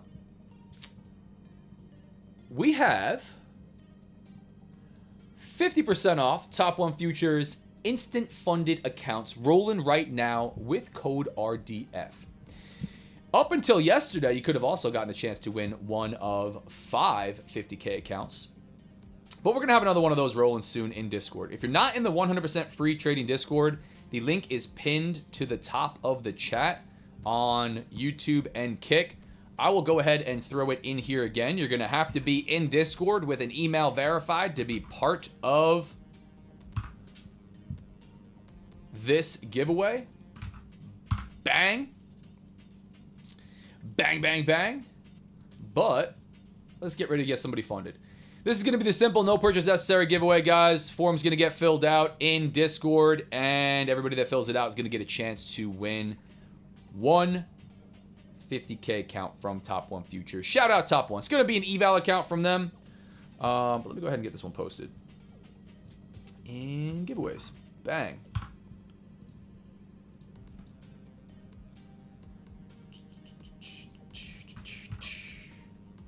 No, wait.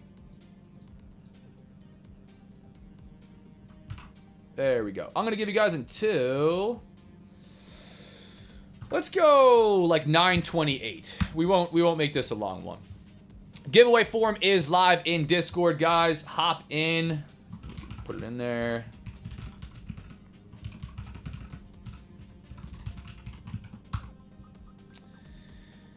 Nice. Tagged everybody, and we're rolling. Remember, you got to be on the live stream. You can only fill the form out one time. You can't do anything crazy by not following any of the instructions. You got to follow all the instructions, the simple, no purchase necessary instructions, and you'll get a chance to win. If you don't do that, I got to assume you're a scammer or a spammer, and there's a reason you didn't follow instructions. But I'm going to leave this up for a minute, guys. Go ahead, get the form filled out. We'll get somebody funded. We'll run the ducks. We'll have some fun running the ducks. Be right back, guys.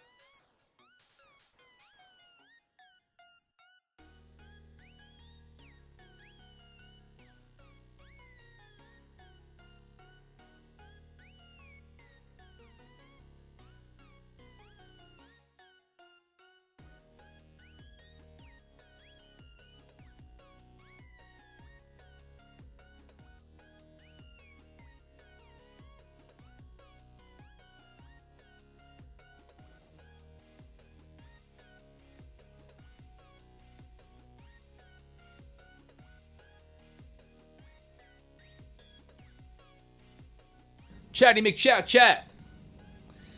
We got some ducks getting ready to get run. We got some ducks getting ready to get run. Is my music still playing? What in the world? Oh my gosh. What was playing here, guys? Wait a minute. Sorry. This is me trying to run squawk and music at the same time.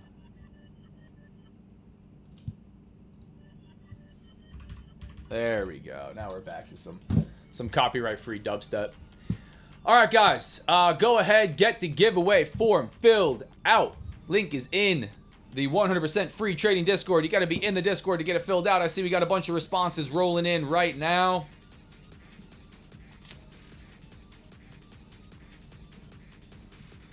Awesome. What did I say? 11:28. Yeah, I'll give you guys 2 more minutes to get this one filled out. 2 more minutes to get this one filled out. As this market just cannot stop. Taking a look at all 3 of these bad boys, except for YM. Living in its own world. Living in its own world. Runaway market here on NQ. Good thing I got short, huh?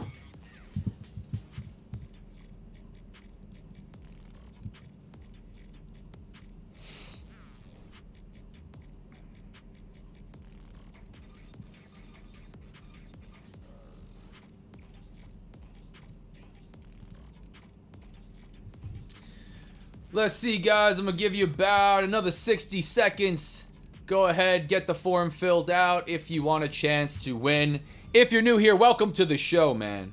If you're new here, I hope you stay around. Hope I see you trading live almost every damn day, 9:15 a.m. Eastern. 100% free here on YouTube, Kick, and X.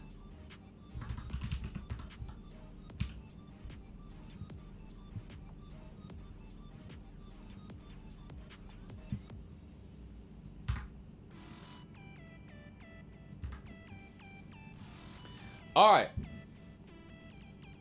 Let's go, guys. Last chance. Last chance. Let's get some giveaways rolling here.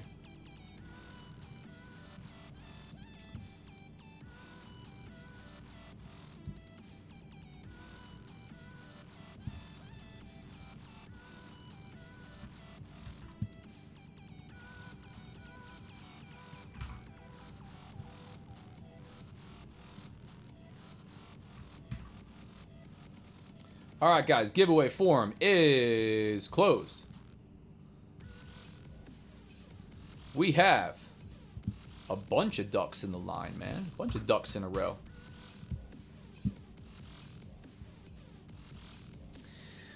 Again, before we run it, this is for a Top 1 Futures 50K eval account. It's going to be for some challenge account. From them, it'll come straight from Top 1 Futures to your email. If you want to check out Top 1, the account that I was trading today, link in the chat for 50% off. Depends on what account you're going for. They also have the $39 Elite Access evals.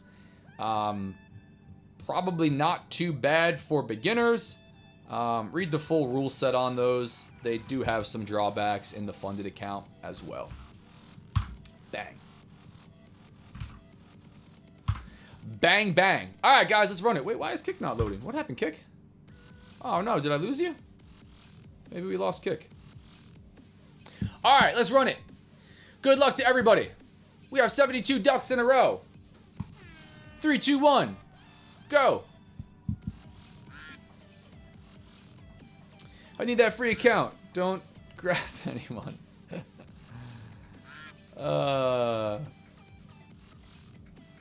Nice. Nice, nice. IB break is paid all week. Nice. Absolutely.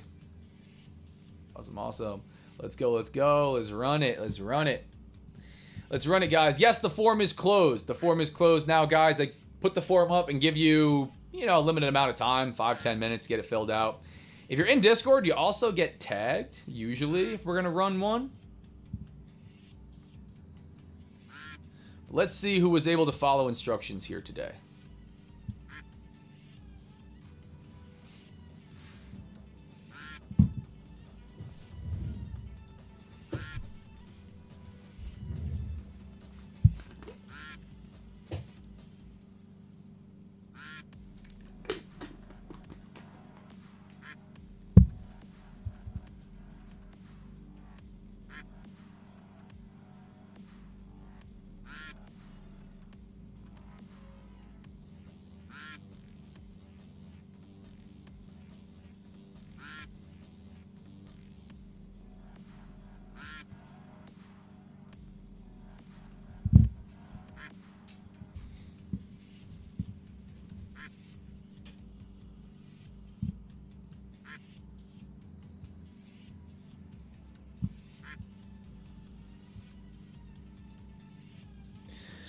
Let's see, chat. Let's see. Good luck, everybody.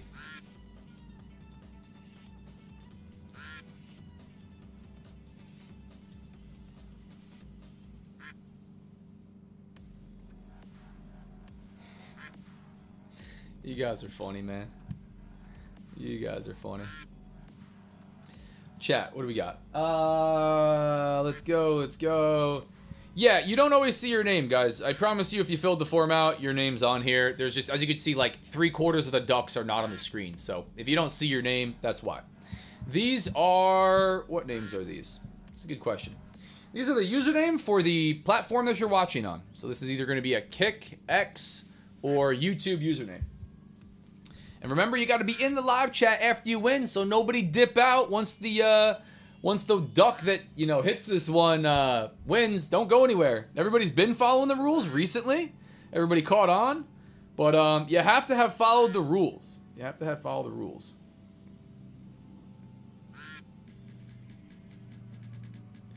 Eight seconds to go. Let's see. We got some Discord OGs up front. Oh, Sam the Trader making a run for it. We got a Discord OG. Sam the Trader made the run for it. Don't go anywhere, guys. Don't go anywhere yet. Is he here in chat? And did he follow the instructions? I would be shocked if my man didn't follow the instructions. I would be really, really disappointed if this dude did not follow the instructions. Let's see. And nice. He's following on IG as well. We got W's in the chat. We got somebody getting funded today here, guys. Hang on. Hang on.